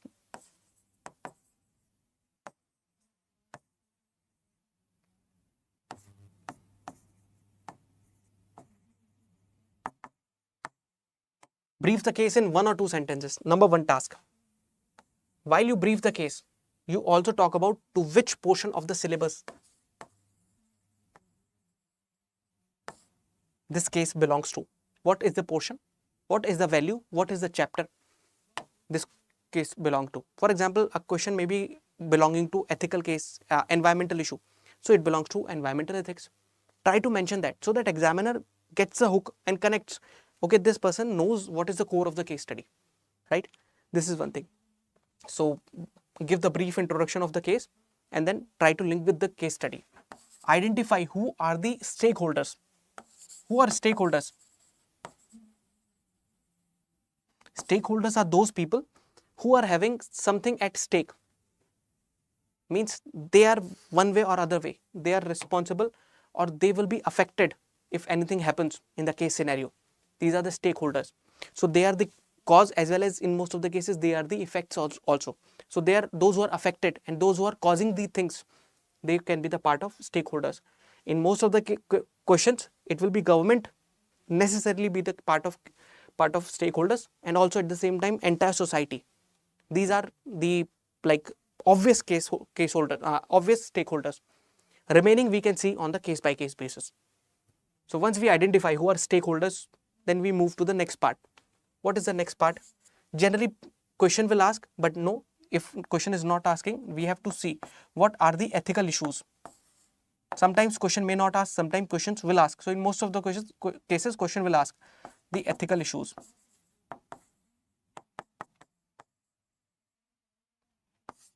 We have to talk about ethical dilemmas.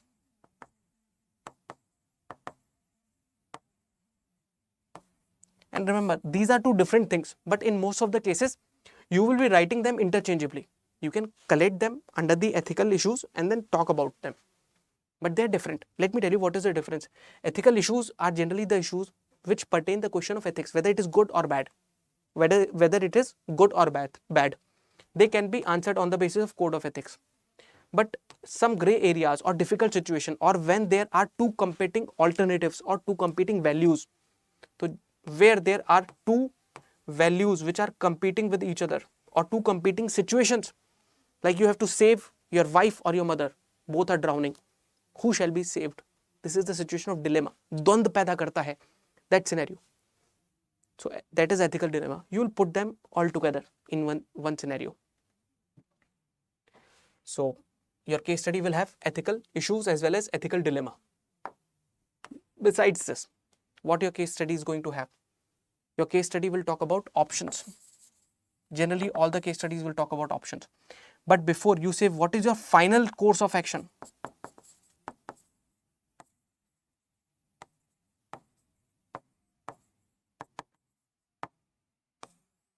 You must be adding, before saying what is my final course of action, talk about the principle or premise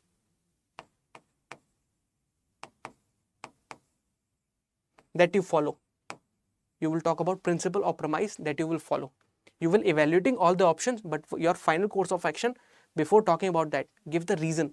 Why do you follow this action? Principles related to that. For example, it may be related to compassion. It may be related to empathy. It may be related to the doing your duty. Talk about that. That this is the core principle that I am going to keep in my mind. This is the scenario. And then ultimately conclude.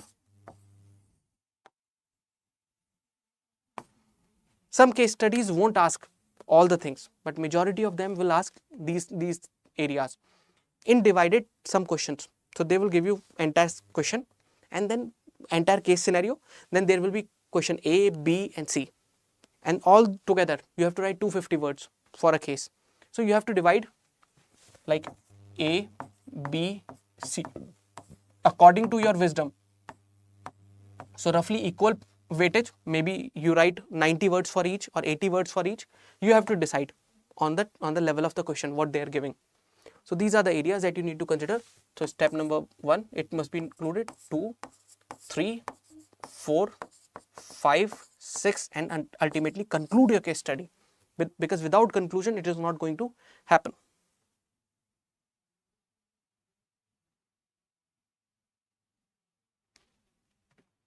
What should be attempted first? एक question है आपका. Yes, I can agree. But I would say do not attempt case studies first. However, some people would attempt, but practice on your own. First preference is that practice first. If you're comfortable enough, then attempt the case studies first. But according to my understanding and based on the experience with talking many other students, I would say do not attempt case studies first. The reason is simple. We over engross in case studies and we underlook or we simply don't even try to see how much weightage that section A is also having. So what we need to do, we need to manage the time. So it is necessary that you use the clock and finish the section A first as quickly as you can. Then move to case studies. This is the approach. But otherwise there is no hard and fast rule that you do first this or first that. My understanding says that make sure that you are having grip on section A so that you can finish that well within time, so that you are free for case studies to think and write. This is my idea. All right, let's move to the case study number 1. So we have got the general idea about case study. Now let's see. You're working as an executive in a nationalized bank. So let me cut short this story. So this executive, she is having a friend working in nationalized bank, means PSU, public sector bank, PSB. So this friend was actually in needed some money so that father could be put under operation. After some days, this friend again meets you. Both of you are working in the same bank, and this girl says, what happened to your father? Like you ask this colleague, what happened to your father? She says, he's fine, he's recovering. And then she passes on the information that what happened. My father has recovered and now he is well. Now he is well. How this operation happened? She says that the manager of the bank in the same bank gave me 10 lakh rupees from the account which is actually right now dormant, not in very function. So gave 10 lakh rupees and now what happened? I am repaying back the money gradually. So this raises your ears. You feel that this is not the right thing to do. So this is the case study which is saying, okay, 10 lakh rupees is then now the rupee is being promised and everything is in confidential. Manager helped this girl out of compassion or whatever may be. So in this given scenario, what are the ethical issues involved? So first you have to summarize this case study. So this is the case study which is related with the people's trust and compassion. You talk about this, and then you talk about what are the major stakeholders. Stakeholders are clients of the bank. Stakeholder is bank staff and management. So let's say management. Who are the stakeholders at large? At large is society as well. So every individual player, including you. So you'd say you are the stakeholder, entire bank management is the stakeholder, and those who are participants, they are the stakeholders. Besides you, clients are stakeholders, and the society in general is stakeholder, because society holds trust with the bank. So we have to answer what are the ethical issues involved, because they are asking about the ethical issues. We'll not segregate the issues and dilemma. We'll talk about both of them. What are the ethical issues involved here? So one issue could be simply issue, other could be dilemma. For example, loyalty towards the profession or compassion towards the friend or the situation of the friend. Whatever is the option, I am giving you one tool. Again, this is a simple tool. Whenever you will be thinking about these areas, first you think about both issues and dilemma. Issues means what may be the problem? Is it good or bad? But when two competing things are there, for example, compassion on one hand, whereas on the versus side, there is issue of professional loyalty.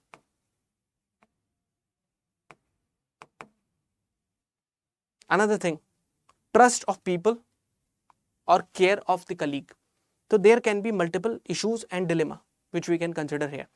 So we talk about issues involved first.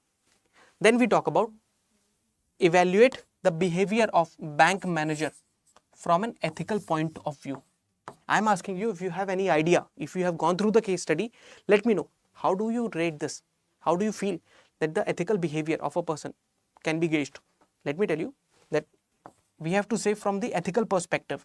We don't have to say from the legal perspective. So here, if you see, ethically this person, whatever action has been done by the manager, would have certain merits and certain demerits. What are the merits? Merits is ethics towards organization and ethics towards the fellow human being. So what do you say? So this towards organization, they may be demerit. So it may seem unethical. But ethical, when larger picture of humanity sees, when there is no option, one thing is done. When there is no option, one thing is done in the goodwill. So intention is good. Means is incorrect. What we are doing, we are analyzing the ethical viewpoint of view.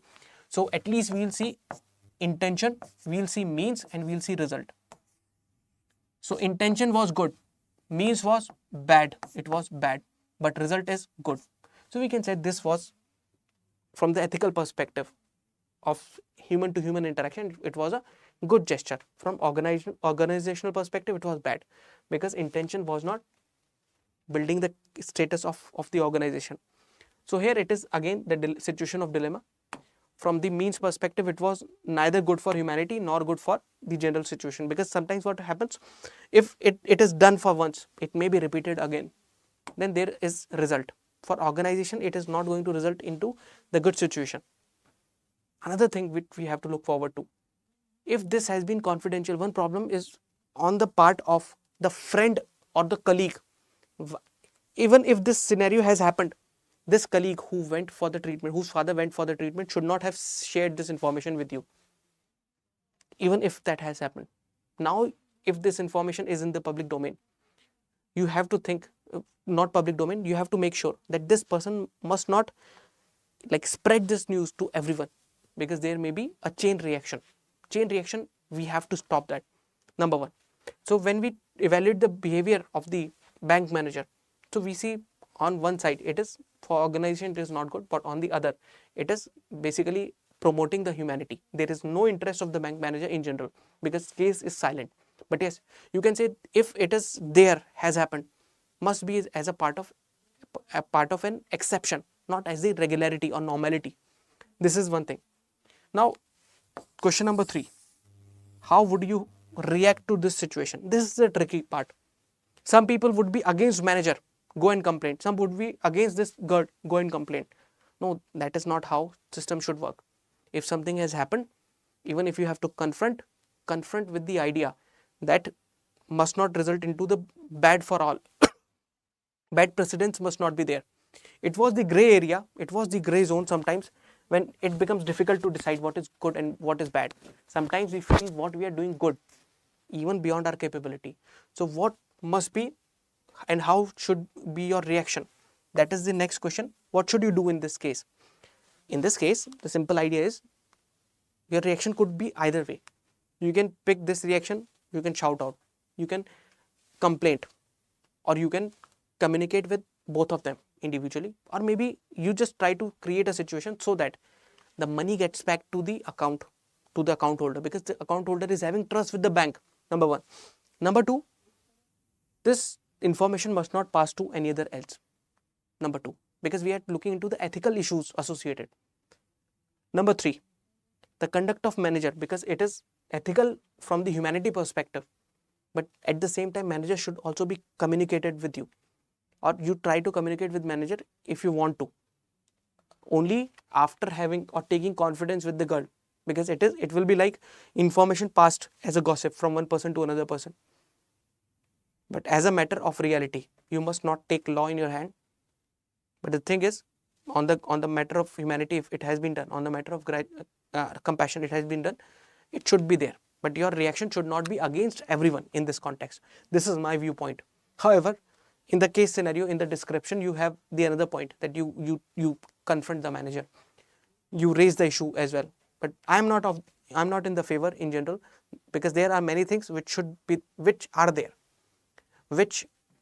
because as I have said in the earliest part, when I was giving you the first reaction, I said there are two types of association, formal and informal. They do exist in the workplace. So sometimes informal association are good for some situation. They must be exception, and as a matter of exception, they can be exercised. Here nothing bad is happening. All is happening in good faith. All is happening in the right way. But the thing is, only incorrect means is there. So what should be there? The trust must be kept as soon as possible. The account must be refilled with the amount of money. What you can do? You can support the friend, or what manager can do? Manager can also support this particular colleague whose father went for the operation. But the thing is, in case of your reaction must not be over on the top. You must not raise the voice irrelevantly. However, if you find that this is the exercise that manager do every once in a while, try to take any monetary advantage, then yes, you can raise the voice, but not just simply for having simple information which came from a colleague to you. All right. So moving to the next part, we are done with this case study. You have like plenty of options I have given here. So in these options, there are so many things. For example, let's say some options you will see empathy and compassion. On others, you see whether it is reaching the end or not. So pros and cons are basically decided upon a lot of factors. But for sake of simplicity, for every action, you must have to decide on the basis of these three variables at least: intention, the means, and the result. And try to justify with the help of any principle, with the help of any theory. If there is a principle or theory, then you have to justify on that. Because sometimes you have to take the route which is not often taken, just only to make sure that there is no loss or no harm to humanity. All right, moving to the next part, we are in the case study, the question number 8 case study, which is again, let's read this case scenario. A landslide occurred in the middle of 1928 July 2023 in a remote mountain hamlet approximately 60 kilometers from Uttarkashi. The landslide was caused by torrential rains and has recused a large scale and has resulted in large scale destruction of property and life. You, as a district magistrate of the area, have rushed to the spot with the team of doctors, NGO, media and police, along with numerous support staff, to oversee rescue operations. A man came running to you with a request of urgent medical help for his pregnant wife who is in labor and losing life. See, you have to identify the key element: man, distressed, in a very emergency situation, already in emergency. So emergency within emergency, need immediate attention. You directed your medical team to examine his wife. They return convey that woman needs blood transfusion immediately. No delay can be there. Upon inquiry, you come to know few blood collection bags and blood group kits are available in ambulance accompanying your team. Few people in your team have already volunteered to donate the blood. Being physician, as graduated from AIMS, you know that blood transfusion needs to be procured only through recognized blood bank. Your team members are divided on this issue. Some favor transfusion, while some others oppose it. Doctors in the team are ready to facilitate the delivery provided they are not penalized for transfusion. Now you are in dilemma. This is a beautiful case study where you have the idea, you have the knowledge. Now your conscience must speak up. Let me tell you. For example, apattikal maryada naste, that sometimes we have to let loose control over the moral high grounds when it is in the situation of emergency. You are now in dilemma. Your professional training emphasizes prioritizing service to humanity and saving lives of individual. Now, again, every single step will be followed. Stakeholders. Case study is about the understanding the situation and reacting to disaster management, controlling your own understanding emotions. Then, besides that, the case study also talks about the other areas that compassion should be there.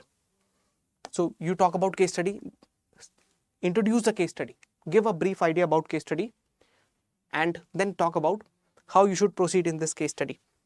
Brief idea of the case, identify the stakeholders. Who are the stakeholders? The entire team, the government, the people who are stranded in the disaster situation, and society at large. Because society, if these people are in this situation, some other day other people might have been in the situation.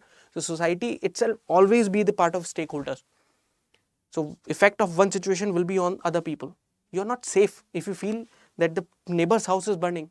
One day fire is going to catch you. Be safe in that idea. So that's why society is the stakeholder. So understanding these ideas, now let's look what are the questions. Ethical issues involved in this case. Ethical issues are what? Obviously, the case itself talked about the dilemma. What is the dilemma? The profession which you earlier had, the profession right now. Whether the humanity or following the rules and regulations.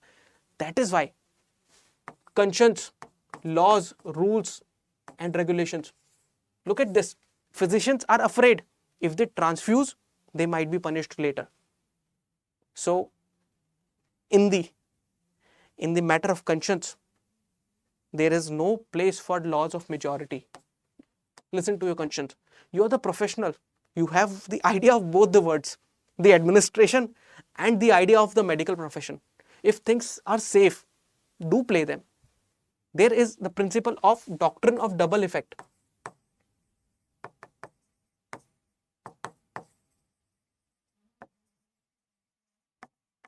Even if you feel that under this situation, that there might be a possibility that when you follow these actions, what actions? You follow the action of blood transfusion, you permit the blood transfusion immediately, there might be something wrong. So you can analyze on the basis of theoretical principle of doctrine of double effect, which is that for any action, there might be two different outcomes. One may be good, one may be bad. You have to see whether the action is actually good. How you can see that? By seeing the act itself. What is the intention behind the act? If intention is good, act may be good. Don't look at the intention. Look at the means. If means is good, then very good. Now test if you see what good it has done and what evil it has done. Are these mutually separate, or first evil is happening? Because of the evil, good is happening and later on. So you will see in this situation, what is happening? You're taking a step which according to your rule book, it may be not good. It may not be good, but ultimately it is resulting into immediate good. So result is immediate good. What is evil? There is no evil immediate result that is seen here. So even according to the doctrine of double effect, you can justify this stance. So you see, first, ethical issues. What are the ethical issues? Ethical issues: humanity, rules and regulation; objectivity, then subjectivity, because this is the only case. Then circumstances. What are the circumstances right now? You're not in the normal circumstances. It is the disaster situation. Blood may come today or may come later on other date. What about the life? Can you take the life of that innocent person, chacha or bachcha? Like, both mother and the neonate's life is under danger. What about you? Will you be able to carry that weightage? So think about this. So there are ethical issues, many ethical issues if you think about them. Try to identify 3 ethical issues, because this is the golden rule. I would say some people would write 5-6 issues. They can do, but at least make sure that you write 3 issues, ethical issues, under these circumstances. Try to also put forth some of the dilemma, and make sure examiner must see that you have understood issues and dilemma, and you're presenting them, because issues can be resolved by code of ethics, but dilemma would require much more than that. It is these dilemmas that would require the theoretical basis. These are the grey zones that must be solved. So Dharm Sankat, for Dharm Sankat you need Rambad, or for Rambad you need understanding. So that is why I am saying elaborate upon the ethical issues, at least 3 ethical issues, and then if you can generate 5-6 ethical issues, generate them. Then next is evaluate the options available to you, because you have seen the ethical issues. Now what are the options available to you? Remember the steps. These are the part of the steps. Questions are being categorically divided as a part of these steps. Options available to you. Being a district magistrate. Who is district magistrate? You are wielding all the powers. All the powers are there in your hand, and this is the situation of emergency. Full control in your hand. What you can't do here? You can do everything. Dear magistrate, district magistrate, you are the power wielder of that portion. So life must be the precious thing for you. So go for that. So what are the options? Because case study is asking, so you can give options, certain options. One option, because there may be inquiry on you, so follow the rules.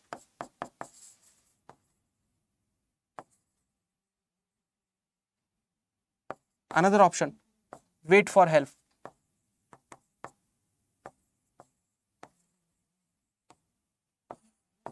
Third option, do it. Give permission.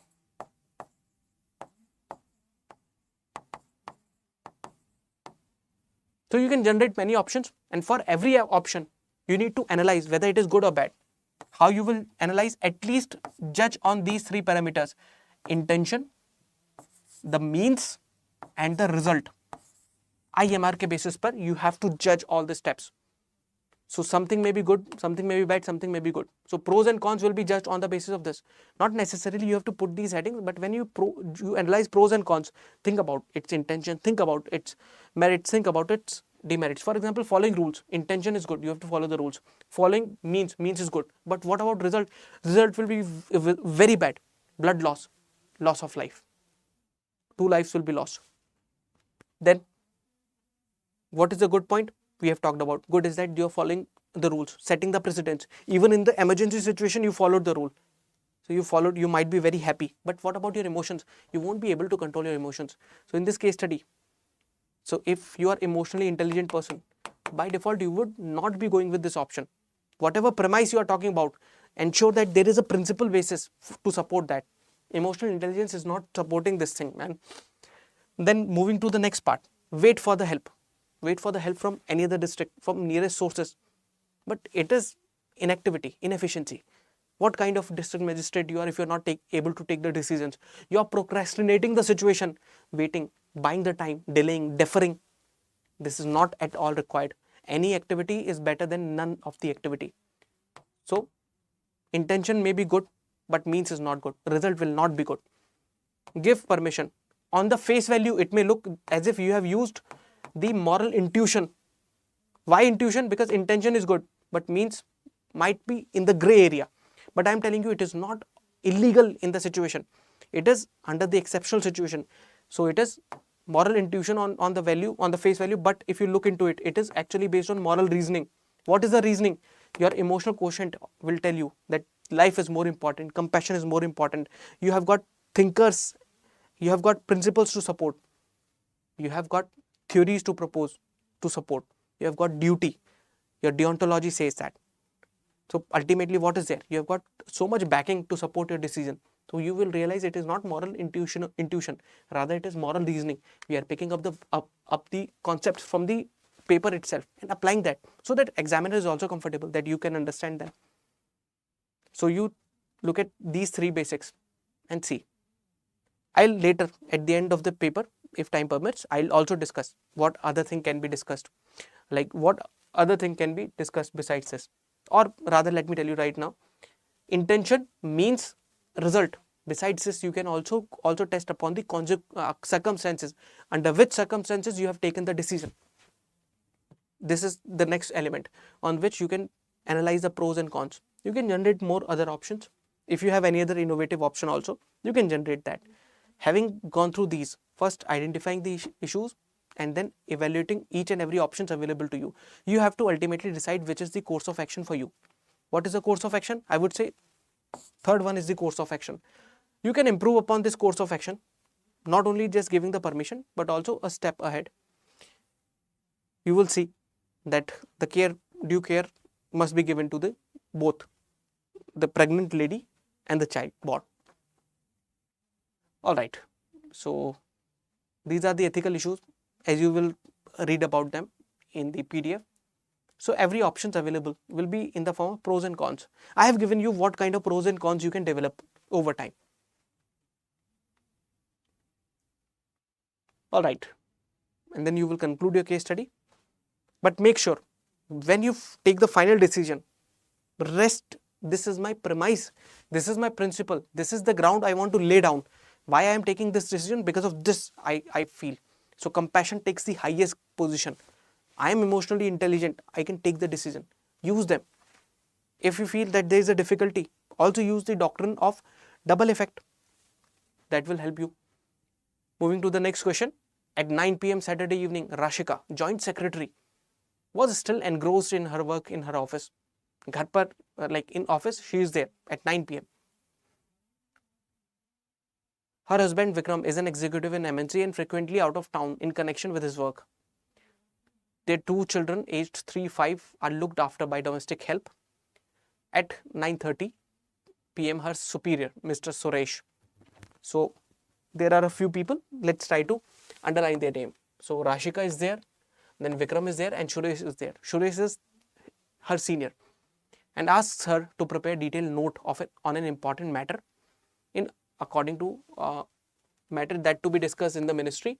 She realizes that she will have to work on Sunday to finish the additional task. This is the additional task given by the superior. She reflects on how she had looked forward to this posting, had worked for long hours for months to achieve it.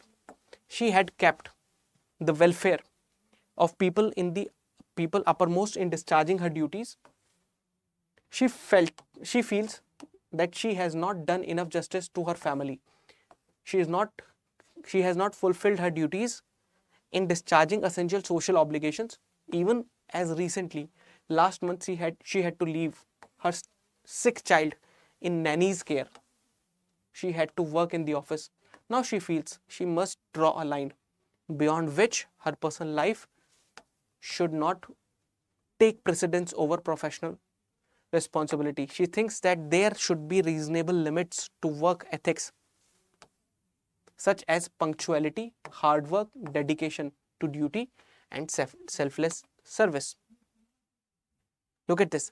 She thinks that there should be reasonable limits to work ethics, such as punctuality, hard work, dedication to duty, and selfless service. You have gone through the case. What is this case about? This is the case about work culture, work ethics, as the case study says. Besides this is also talking about work-life balance. This case is also about a situation which we say the super mom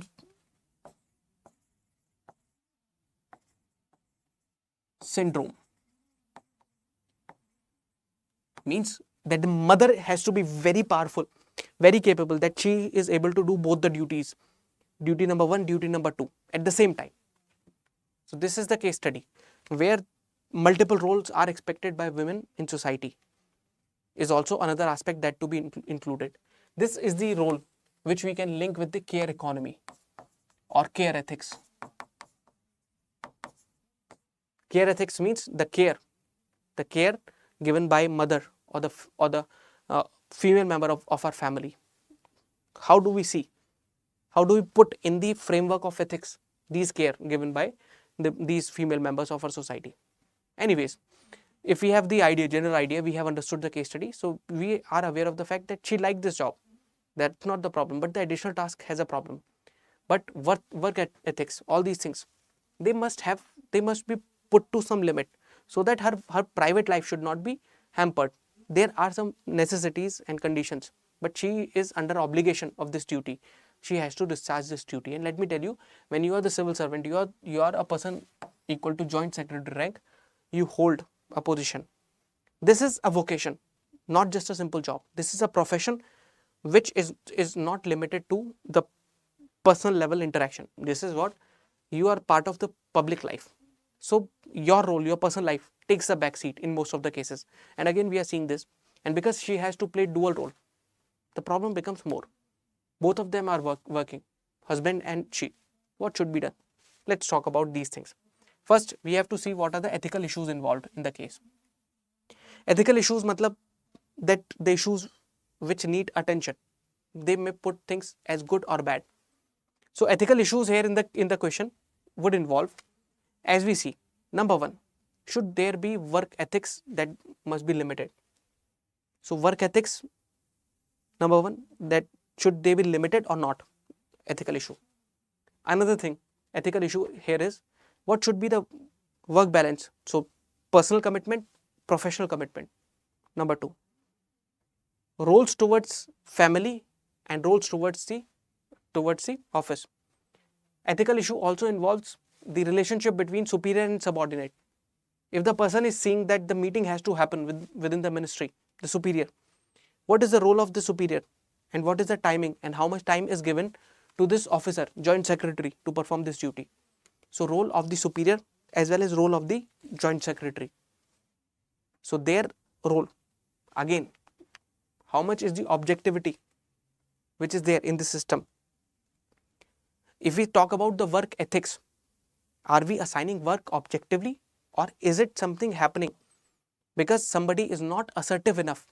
Nowhere in the case she is asserting to her superior that this is my commitment towards my family.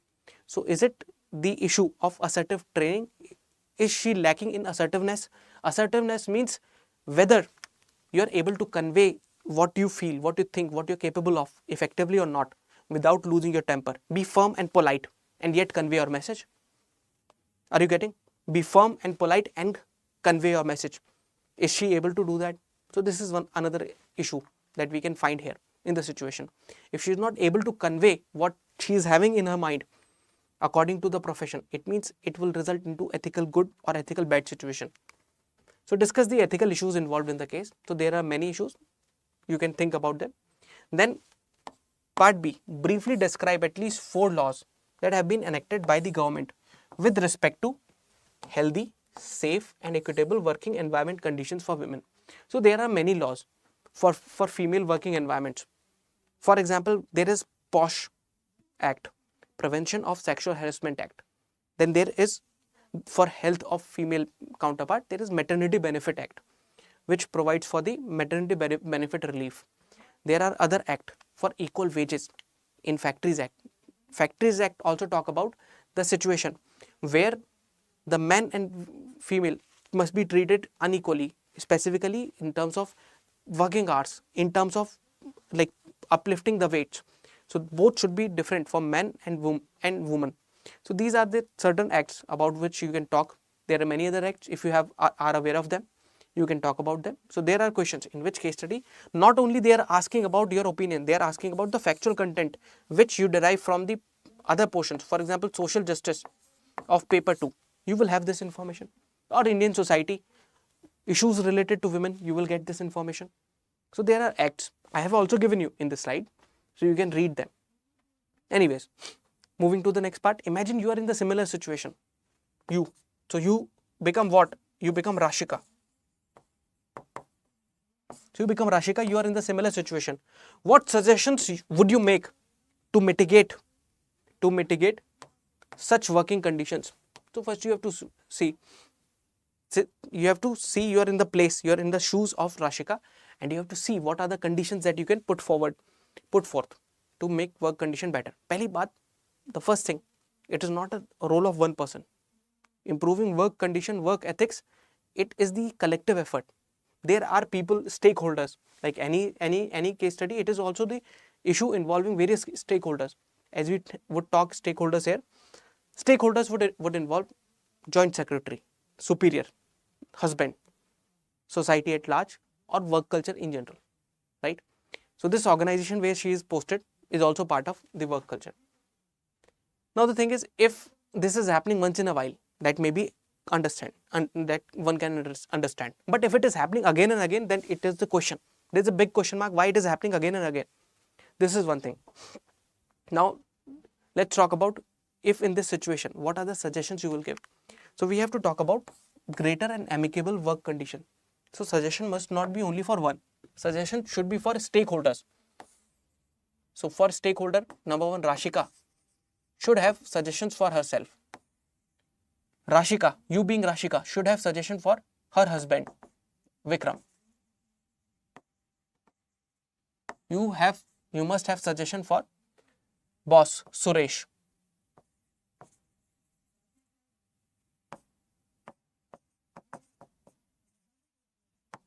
Right? You can have suggestion for, in general, for any organization.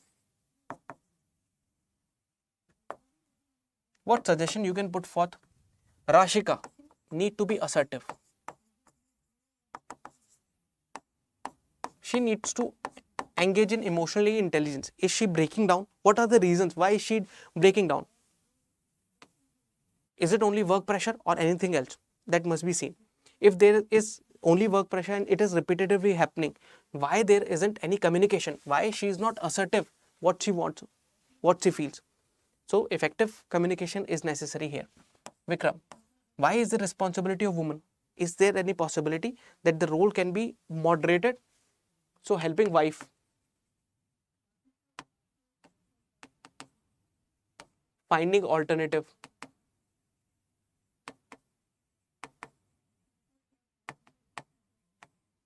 Why Superman?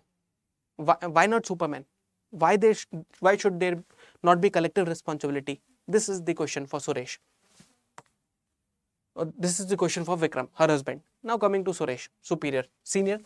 So this person must see the time and also focus upon the work culture. Doing hard work is not the best thing. Rather, amicable or compassionate, empathetic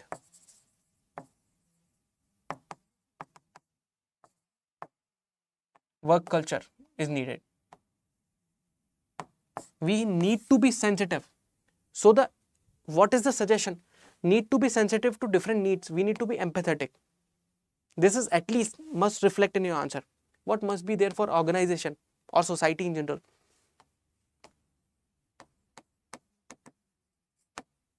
For organization, why there is lack of sensitive training? So gender sensitivity is missing.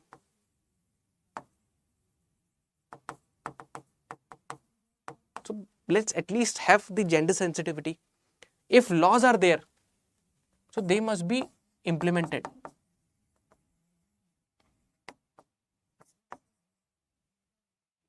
Laws must be implemented for society. A woman who is working should not be always assigned with additional responsibility. So sharing of responsibility become a norm.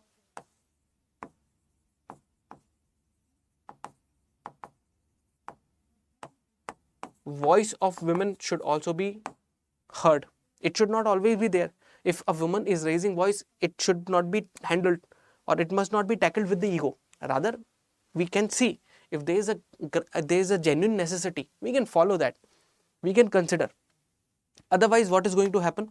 That we have to understand that man is not a machine. Man means human being is not a machine.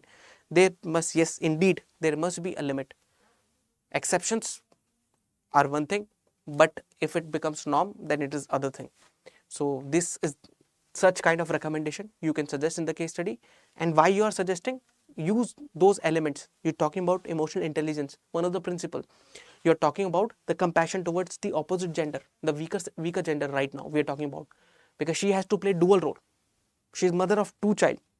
She had other obligations also, which she cannot fulfill. Her child was sick, and yet she was there performing her duties. So we have to see. This is the recommendation. Having seen this, let's move to the next part. That is question number 10. So,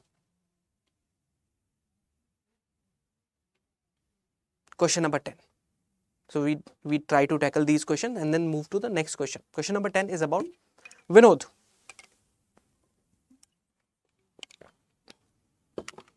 Vinod is an honest and sincere IAS officer.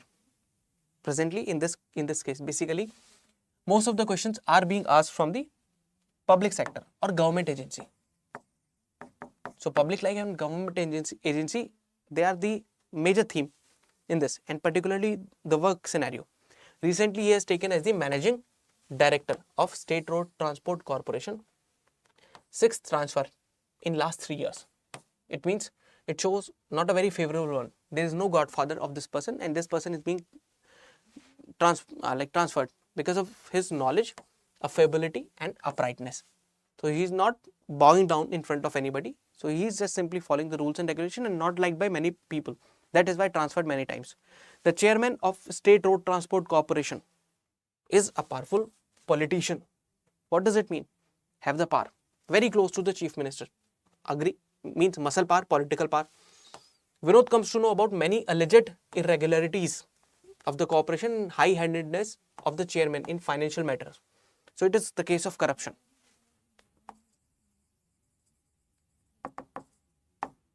The board member of corporation belonging to opposition party. So it is about non-partisanship. One value, by when you read this, relate with the syllabus. So it must not be related to partisanship. So it must be non-partisanship. So because political party is there, so you have to be a person who should not take anybody's side.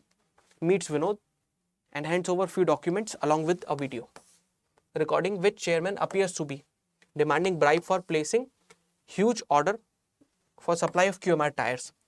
Vinod recollects the chairman expediting clearing of pending bills of QMR tire. Vinod confronts board member as to why he is shying away from exposing the chairman. With so-called solid proof, the member informs him that chairman refuses to yield to his threats. He adds Vinod may earn recognition, public support if he himself exposes the chairman. Further, he tells Vinod once his party comes to power, Vinod's professional growth. So he is being lured. A kind of lalach, greed is being provided to you when you are Vinod. देख रहे हो ना विनोद क्या हो रहा है? So this is about this.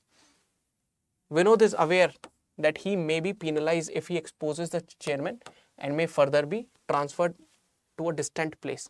He knows that opposition party stands a better chance coming in power in forthcoming election.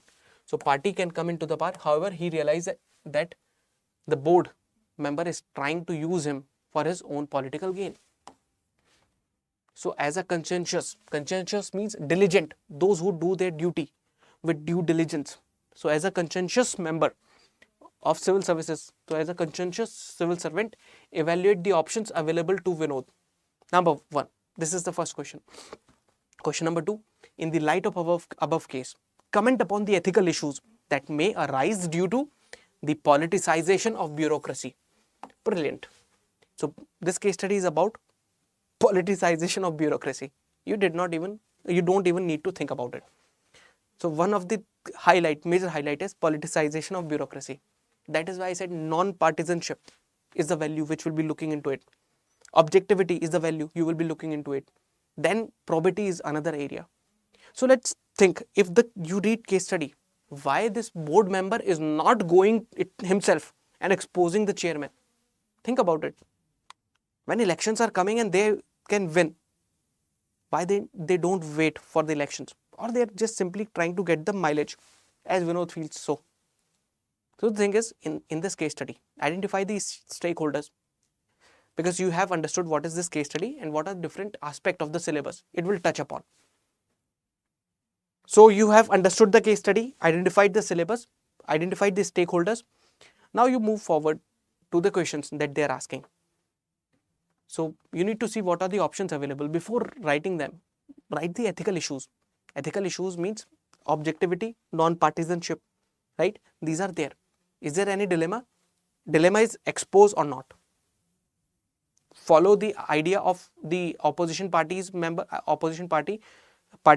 leader or not. These are the issues and dilemma which are there in your mind. Anyways, so what are the options available? Options available could be yes, expose the member, number one.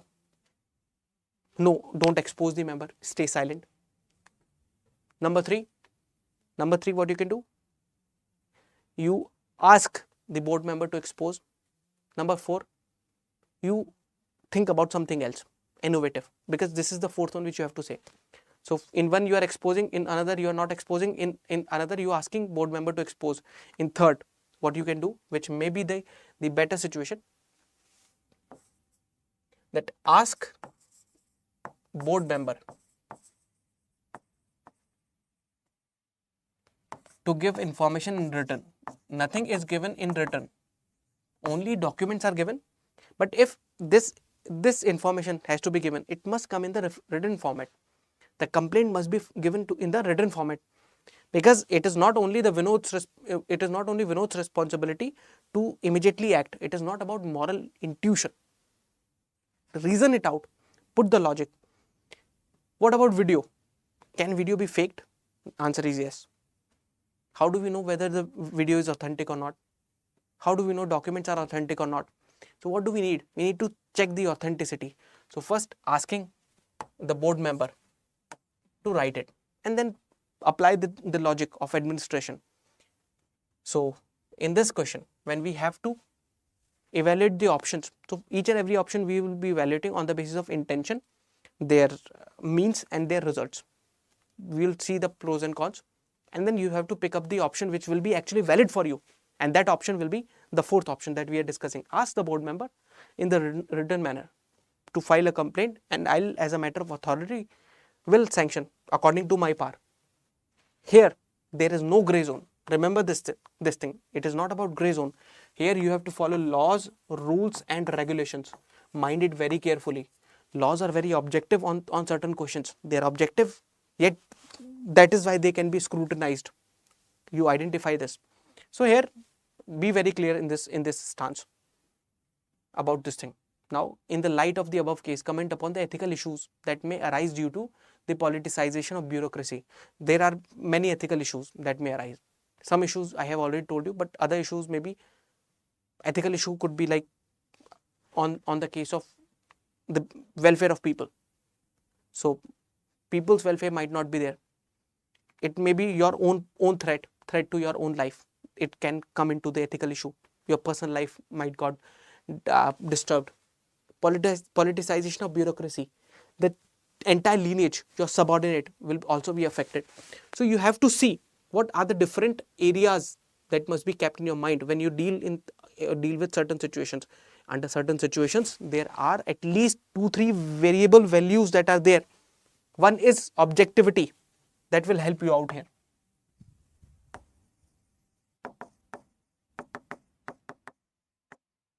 Then following laws, rules and regulation. Written communication.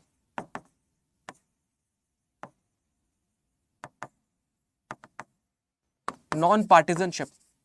भाई क्या फर्क पड़ता है whether you win or somebody else? I will be the bureaucrat in the end. It is the permanent bureaucracy, the steel frame of the country, as Sardar Patel would have said.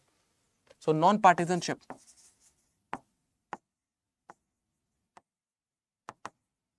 These are the core areas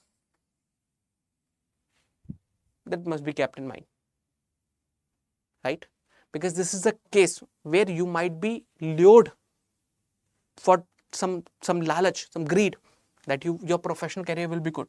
So obviously you have to manage one thing, emotional intelligence. Be it the crowd management, be it the greed management, the emotional intelligence is the guiding star. If you follow the emotional intelligence, you make yourself emotionally intelligent, do introspect, if you do meditate, if you do think, you do analyze, then you will see that you have become emotionally intelligent. That is what we require. So these are the main areas that you will keep in this case study. All right. So we have seen about this case study. Each and every step will be talked about in terms of the issue. What bad can happen? Transfers, what bad can happen? Some fake cases, but the thing, law will take the course. The right path shall be taken. Because sometimes courage is necessary. Here, one value I missed. So you add to that list of the value courage.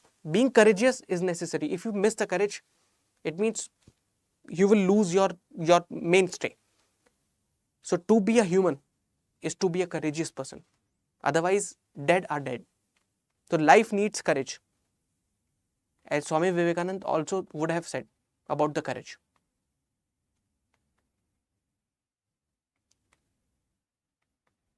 All right.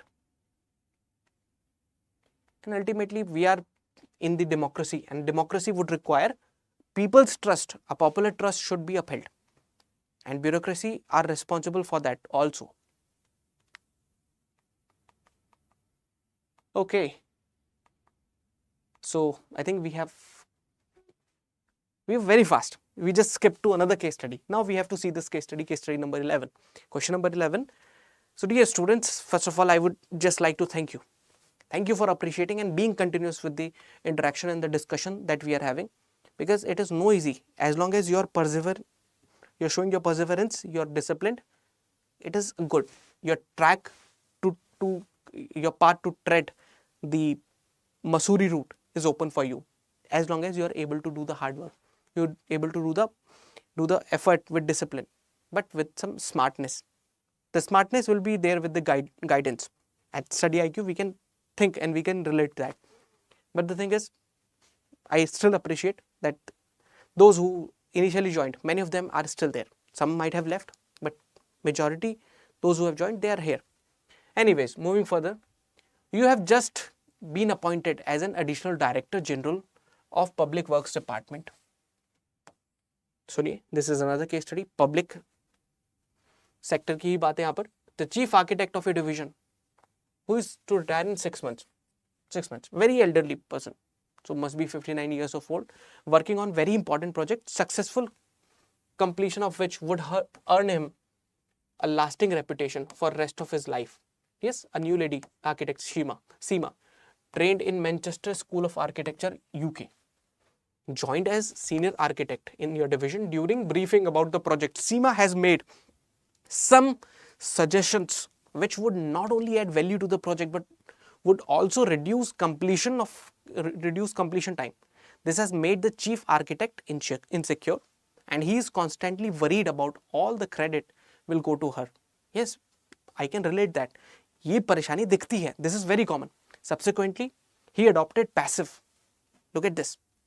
Passive, aggressive behavior towards her and has become disrespectful to her. Seema felt embarrassing. As chief architect, left no chance to humiliating her. He would have often correct her in front of other colleagues, raise his voice while speaking to her. This continuous harassment, mark the word, resulted in her losing confidence and self-esteem. She felt perpetually tensed, anxious and stressed. She appeared to be in awe of him, since he has had a long tenure in the office and has vast experience in the area of her work. You are aware of her outstanding academic credentials, career record, and in her previous organizations. However, you fear that this harassment may result in compromising her much needed contribution in the important project. and may adversely impact her emotional well-being as well. You also come to know from her peers that she is contemplating tendering her resignation. So she is thinking to put forth the resignation. Very interesting case study. It happens that this is the case study. So it happens in the real life. So harassment workplace could be there, it take in different shape. We have to see the psyche, the mindset of different people. Three people's mindset will be there. You as the leading or superior position holder in the organization, then the senior architect and SEMA. The psyche of these three persons have to be analyzed in this portion, and then accordingly we have to see what is this. This is about, the case study is about, number one, the work ethics, gender issues. The case study is about work ethics, gender issues. At least these two are the areas of this case study. Further, this would also involve a kind of gender-based bullying.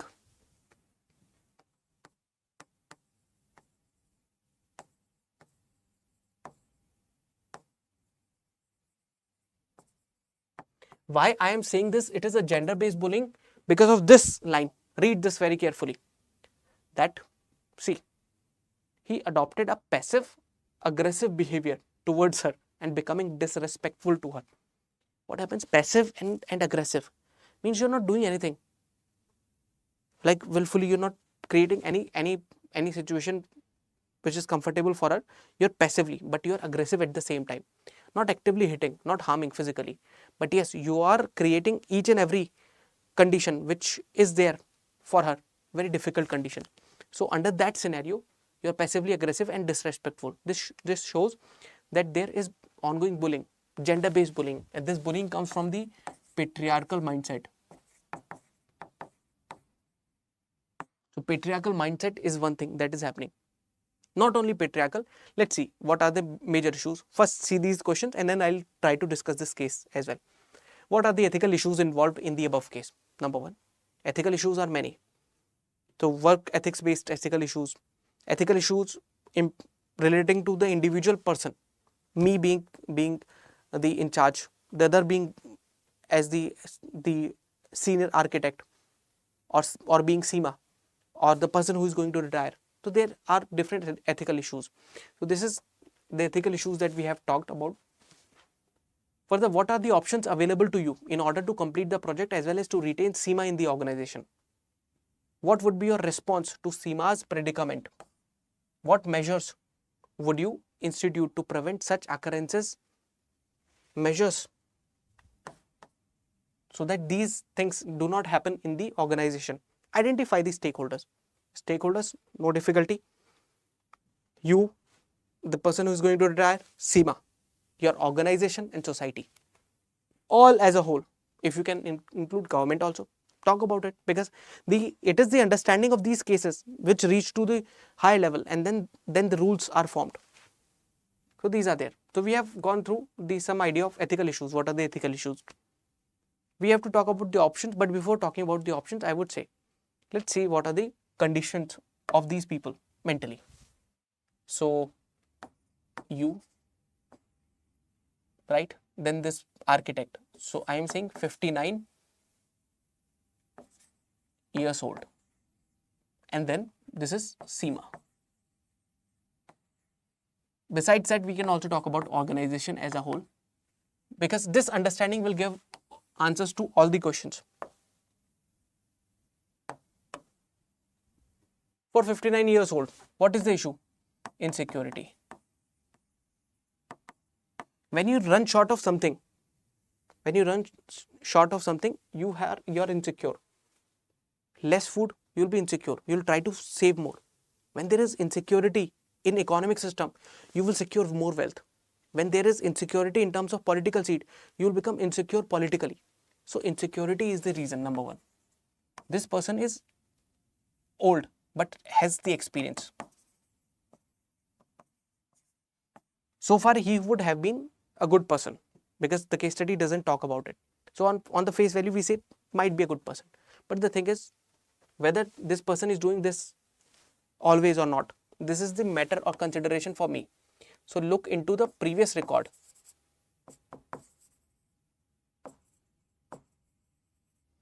This person is very ambitious also, because on the verge of retirement, want to create the name. I can understand the project may be very dear, worked so hard on the project, but I can understand that. What is bad in the psyche is still that you can surpass the humanity. You can fall as deep as you can.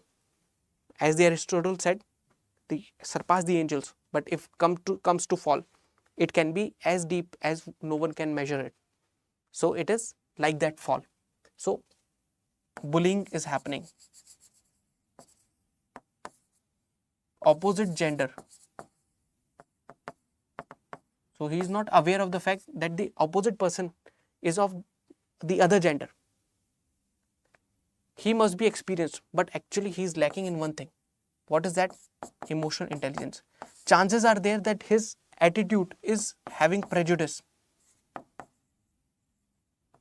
We are not sure in the case study that the attitude is having prejudice. But the thing is, in this attitude, in this particular situation, when we talk about this case scenario of this 59 years old, chances are there that there may be prejudice in his attitude, and prejudice is the part of your syllabus in ethics from the portion of attitude. So we have gender stereotype, and then there are many prejudice. Based upon that, we do action which may be passive and aggressive. That action is known as discrimination.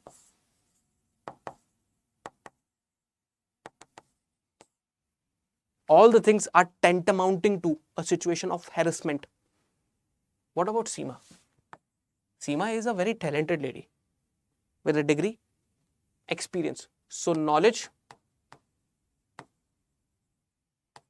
plus experience, all good. And her suggestions are also good. So as such, no major problem. There is no major problem. Tanu Creations, Yugal Goswami, welcome to the class. So I generally love when I see back some of the students who are the old students. Welcome to the class. So suggestions are also worth noting. But the thing is, she is facing a person who is not sane with her. So handling insane. The problem is that she is also not assertive. Assertive means you are emotionally intelligent to convey your message. This person is not assertive. Insecurity is coming out here because she is joining as a senior architect. This person is obviously be some kind of superior, have links, maybe informal links in the organization. So this person is more confident. She is very new.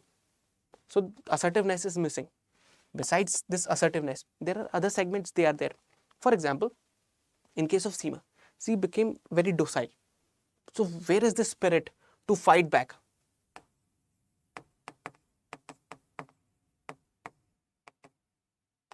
But it is easier said than done. So it is not only the spirit that is required. Seema is not having the support within the organization.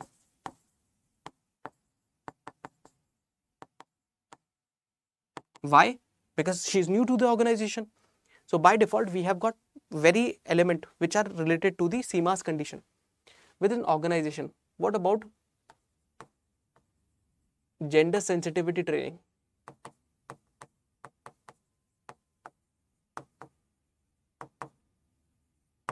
It is missing. If it is there, are we following that? So even if it is there, are we following?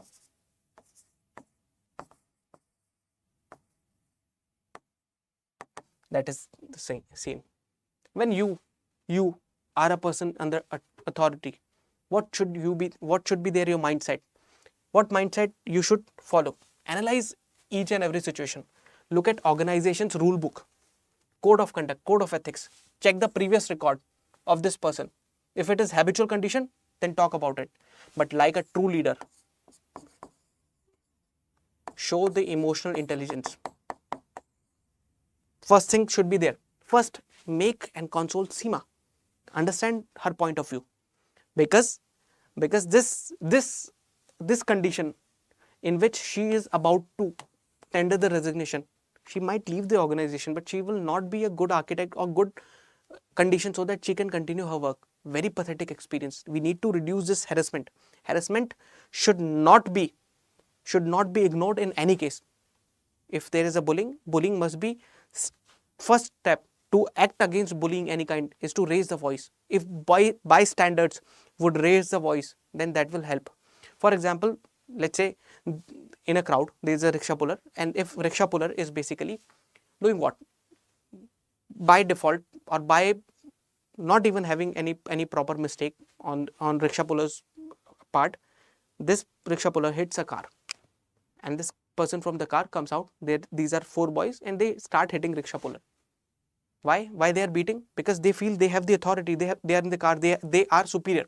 So they do. Rickshaw puller saying, "Sir, please don't beat me." They're saying, "No, we'll beat you," and they are well built. It is the people in the society, they will gather around and they will see the show. Present day, they will make the video. Will there be any other person who would take the courage and to raise the voice against beating that rickshaw puller? If the people who are standing there, if they take the courage, the bully will stop their action like this. So sometimes taking a step ahead makes a problem resolve. So is there anybody who can raise the voice? The first person should be Seema, but that is very difficult for a person who is going through this traumatic condition where person is indirectly becoming passive resistant. See, passively aggressive, these are the sometimes characteristic of narcissistic personality disorder. We are not sure that this person is not having any background in that according to case study, but yes, that is there. Very like tactical condition in which you're trapped.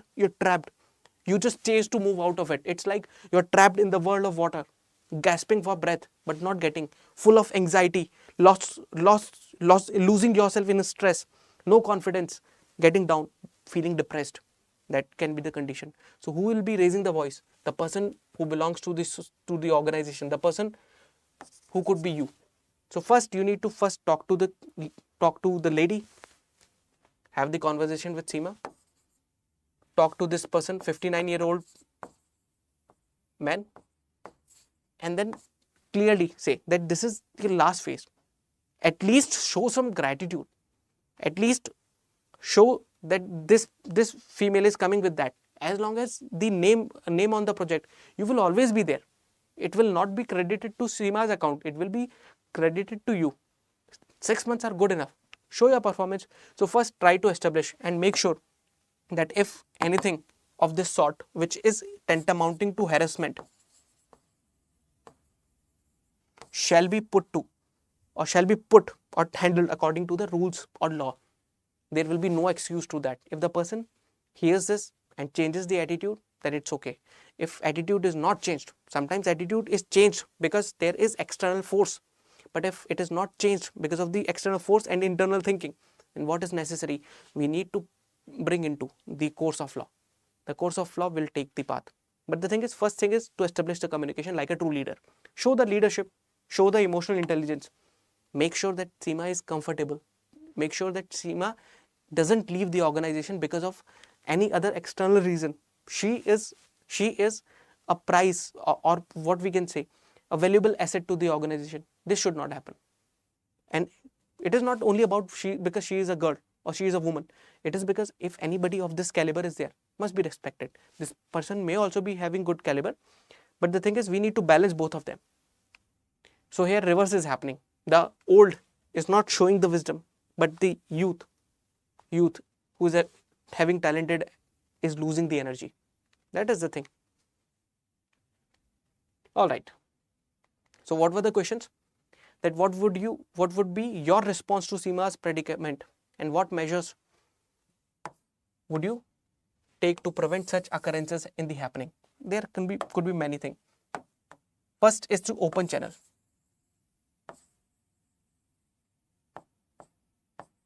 Open the channel of communication. If you feel that the issues in which female should convey, so there must be a support system for females as well. gender-based support system. If there is an issue of harassment, that must be there.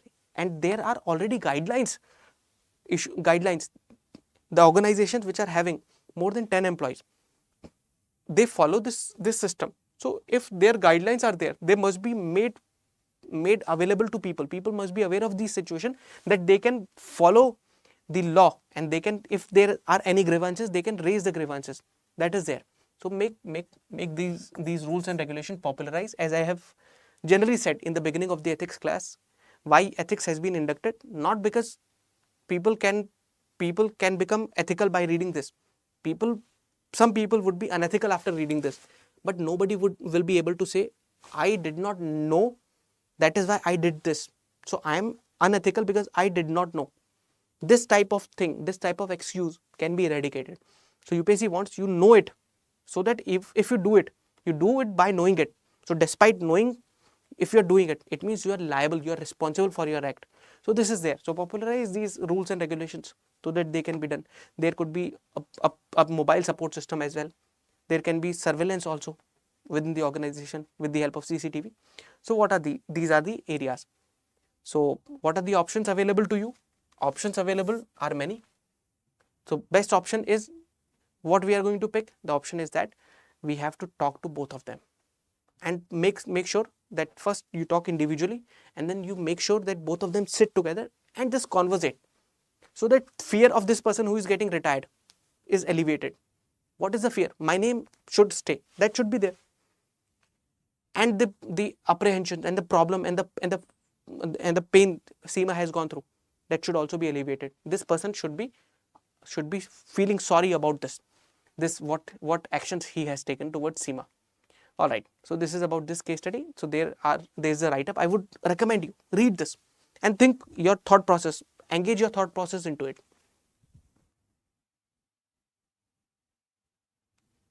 Avinash, thank you, sir, for your patience.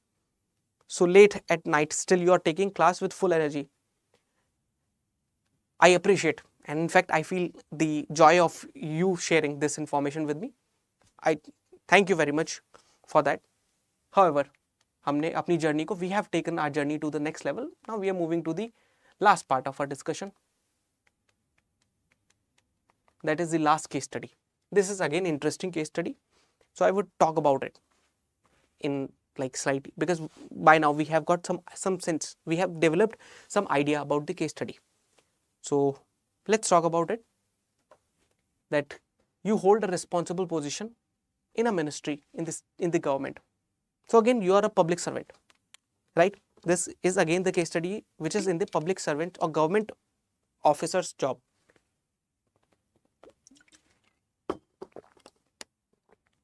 Let us see what is there.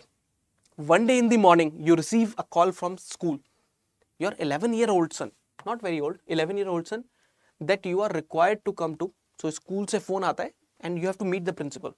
Why would they call you? You proceed to the school and you find out your son in the principal's office. The principal informs your son had been found wandering aimlessly. Not all those who wander are lost.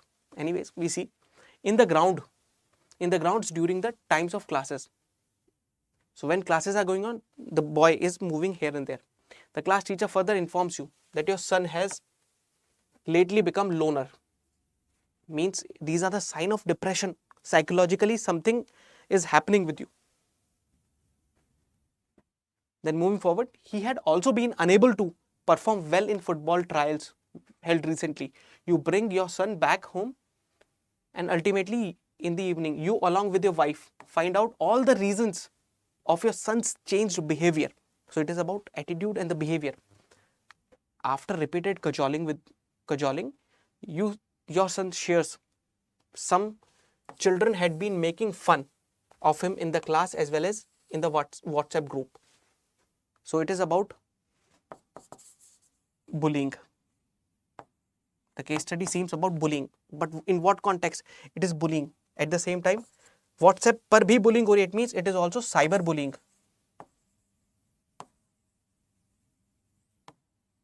So number one, bullying in real life, and it is also happening in the cyber field. WhatsApp of the students calling him stunted, duh, and a frog. So name calling is happening. He tells you the names of a few children who are main culprit. So names are known, but please that don't do this, because you have to put matter to rest. After a few days during sporting event where you and your wife have gone to watch your son play, one of your colleague's son shows you a video in which student have caricatured your son. Further, he also points out that the perpetrators who were sitting in the stands, you purposefully walks past them with your son and go home. So you just simply crossing them while they are sitting. Next day you find on social media video denigrating you, means it is tainting your image, your son and your wife. So it is not leaving you, all three members, stating that you engaged in physical bullying of the children on sports field. Look what social media is doing. The video became viral on social media. So video becomes viral on social media. Your friends and colleagues begin calling you to find out the details. One of your juniors advised you to make counter video giving the background and explanation. Nothing had happened on the field. You in turn posted a video which you have captured during the sport event, identifying likely perpetrators who were responsible for your son's predicament. You have also narrated what has actually happened in the field and made attempts to bring out the adverse effect of misuse of social media. So it is a very long story. So let me just summarize this story. Avinash, yes, we'll see you in the class in economy in the evening tomorrow. Not tomorrow, today evening, because it is already, the day has changed. So what is happening? This is a very long case study. So son bullied by a few children in the school, not only in the physical form but also in the WhatsApp group. So this family visits, now entire family is being bullied because son is also there, father is also there, mother is also there, and you are aware that these things are happening. So this person, a fake video is there and your identity is being misused, or it has been tainted. So it is a matter, it is a serious matter. Then moving forward, there are some suggestions. Now this is the case study in which you put a rebuttal in the form of video format on the social media. So social media is acting as a tool where the bullying is being spread, fake information is spread, a false or post-truth is spread where truth is not, but the fake information is passing like a wildfire. You start this and everybody has the channel, and because you are the government official and holding a responsible position, it affects your image badly. So let's see, what is this? The question is having two parts. Number one, based on the above case study, discuss the ethical issues involved in the use of social media. So this is see, case study is given and simply they are talking about the issues of ethical issues involved in the use of social media. So they are talking about the social media and ethical issues associated with it. Next is discuss the pros and cons of using social media. So we have to talk about discuss the pros and cons of using social media by you. By you means government officer who is having responsible post to put across the facts to counter the fake propaganda against your family. So I hope you are getting this question, what I am delivering to you. Let's see one by one what is happening here. Exactly, Yugal, this is about the cyberbullying, which can happen to anyone. In fact, real life bullying can also happen. So this is the thing. Let me just talk to you about psychology of bullying. So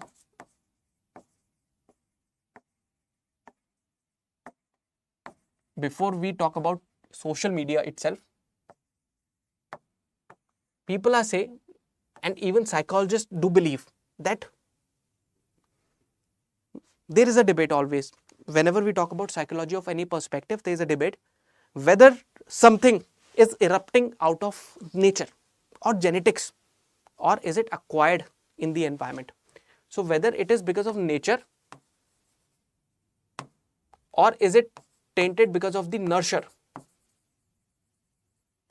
Those who have gone through some ethics with me, they might have like heard about this debate. Whenever I'm in the class, I talk about it.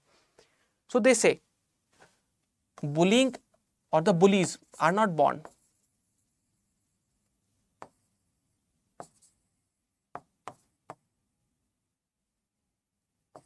Bullies are not born, they are made. Nature means genetics. So they are not born bully, but it is the nurture.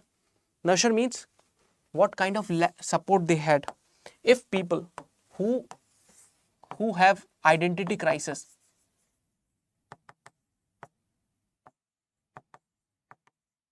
faced lack of love or love and care, or they faced lack of resources,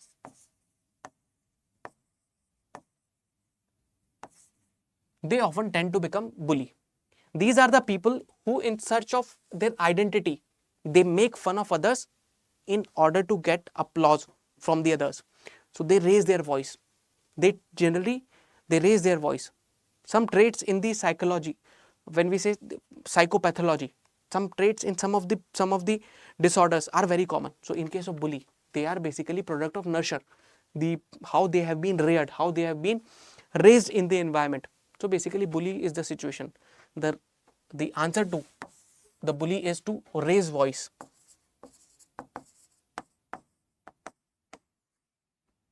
To raise voice. But only single person should not raise voice. Their voice must be raised along with the group. So here a group feeling must also be generated. Group feeling is also be generated. Look, in the case of cyberbullying, this bully, the one who is making the video, the one who is making the fun, was initially making the fun of the boy alone, now making the fun of entire family. So making the fun of entire family, what does it mean? It simply means that this person who is, or these children who are doing this bullying practice, they are not aware of the consequences. They simply rely upon what they gain out of bullying. They simply enjoy the act of bullying. It gives them dopamine because it is also there in social media. So they make fun, they enjoy, and because it is in the group, they are making their group. To break the bully, you need to have a group feeling. So if a group of person are saying that you are doing bad, you are doing bad, you are doing bad, then bully may calm down.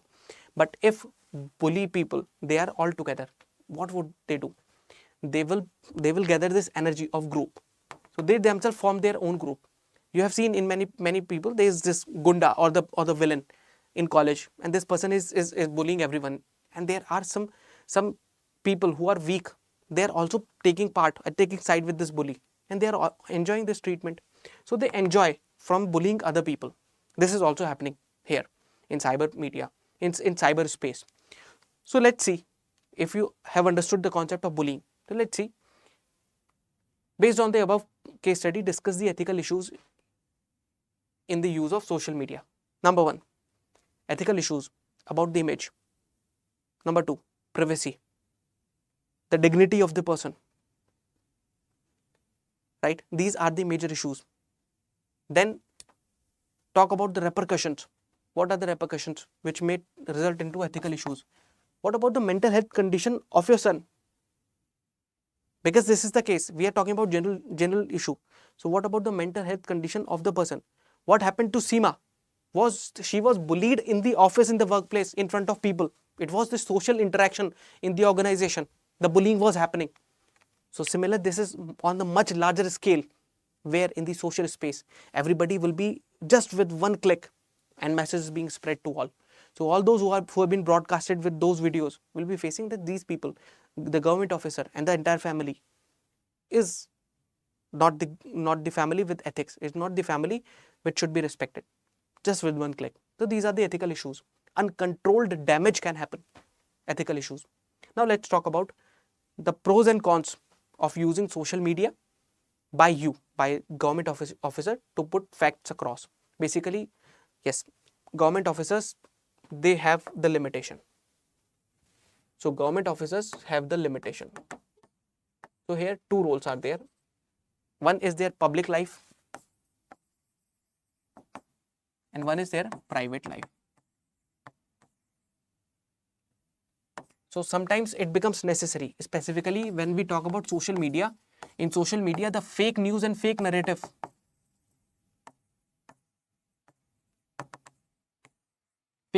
is to be handled with the help of the correct information or right information. Right information to counter the fake narrative. This is the need. This is the key. In case of government servant, you have got certain responsibility towards government. You are rule bound. There are features like anonymity. So your identity must not be out. But the thing is, in this situation, your identity has already been tainted. If you go and you maintain your private dignity, your family's dignity, it is your responsibility. So what are the pros and cons? So according to the rules, you might break the rule. According to the regulation, you might break the regulation. But the things, there are pros also. Your family life, family matter. It is about the private image. It is about your image in public. Image as public officer might not have been tainted, but image as the father, image as the member of the family is there. This is also there. Another thing is there, sometimes these issues, they erupt very fast and they fizzle out very fast. If you react and respond, it may become chain reaction. Listen to me very carefully. Sometimes these issues which are there in case of social media, they erupt very fast and they fizzle out very soon. If I were to say that an actor whose son was caught by police or booked by police in a drugs case and went for incarceration or imprisonment, how many of you would remember and recall this case automatically? Not because of me. How many of you would remember and recall this case automatically? I would say rarely or hardly 20-30% people would remember and recall this case. Why? Because the family of that star kid did not respond to those activities. Chup ho jao, so that it settles down. If you stir, the mud will revolve in the whirlpool. This is also happening in this case. So what are pros and cons? So one is, pro and con can be analyzed on the basis of the public responsibility. Other one for the family. Maybe possible, some people would know, but if you stir, you go on again and again, it will create the problem. So once you have justified with the video, put your end. That is it. Make sure that people are there, and also try to bring in the loop the parents of the other person, other children, so that they should know what their children are doing. Because this is not about single children, this is about society. It is not where we are heading, it is about what kind of values we are taking, so that we are heading in that direction. So if we are taking these bad values, as I have told you earlier, if we are taking these bad values from nurture, so a bully will result into bully, and ultimately it will produce many other bullies. A society of bullies lacks courage. Independently, they do not have the courage. If you raise the voice, their entire bullying attitude, it melts down like anything. But if you fail to raise the voice, then it is a problem. So I hope with this interaction, what we have communicated, you have got idea about these two areas, that ethical issues involved and the pros and cons. So pros and cons largely in the two segment. One is in the personal life, other one is in the public life. Both you have to discuss. All right, let's see what is the content given here. Just an overview. So ethical issues like cyberbullying, harassment is happening, privacy, dignity, false case is happening, false accusation is happening, then social media accountability, etc. These are the common issues. So impact on children, their psyche and their development, this is also there. Pros and cons if used by the government official.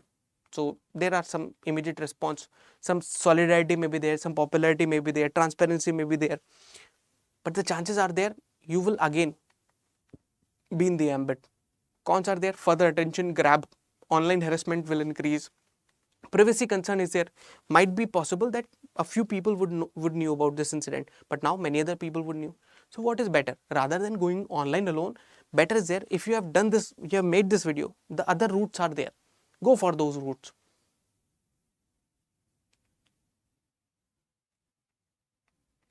So ultimately, we are towards the end of the ethics discussion, and I really love to discuss with those people who are having the mindset to learn many things, and I'm really enjoying the session itself.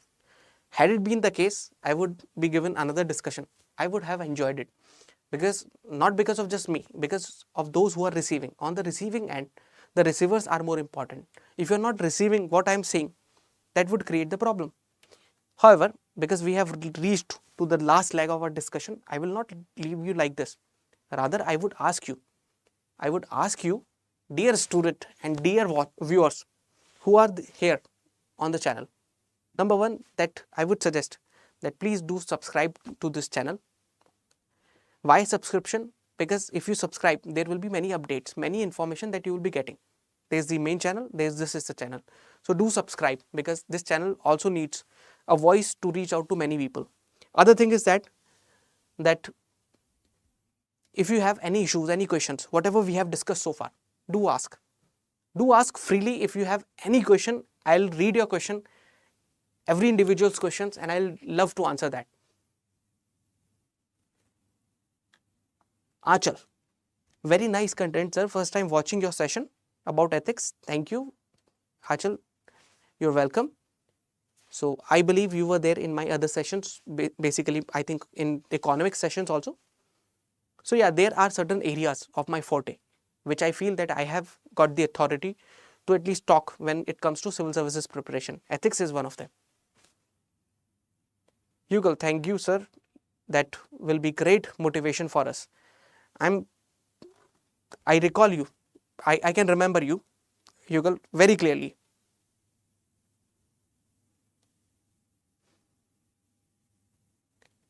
So let's have just around 1 minute or 2 minutes, so that if you are having any question, we'll discuss that. And again, those who are in my ongoing sessions, they will meet me regularly. So this is a session on the YouTube.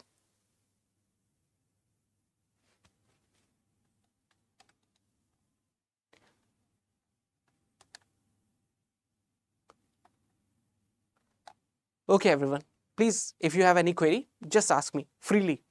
If you have any query with respect to what we have discussed, any other suggestion, if you see that you want to convey, or you want me to convey to you regarding ethics preparation.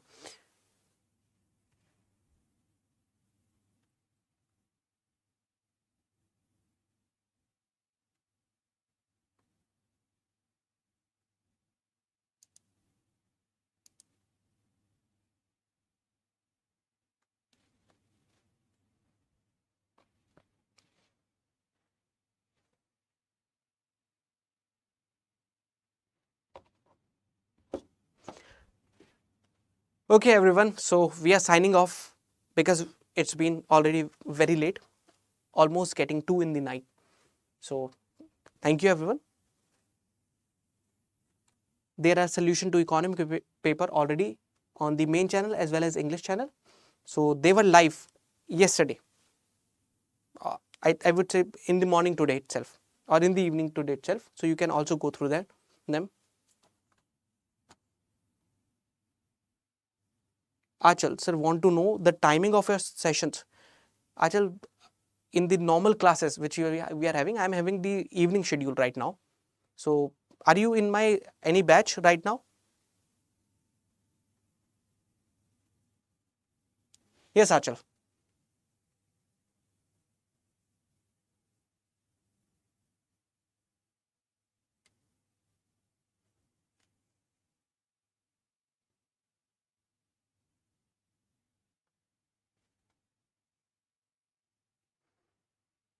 All right. So in YouTube, if interaction is happening, so whenever next time I come, you can join again for the interaction. Else, I am having, or my sessions are going on, which are in the paid mode, in the paid batches.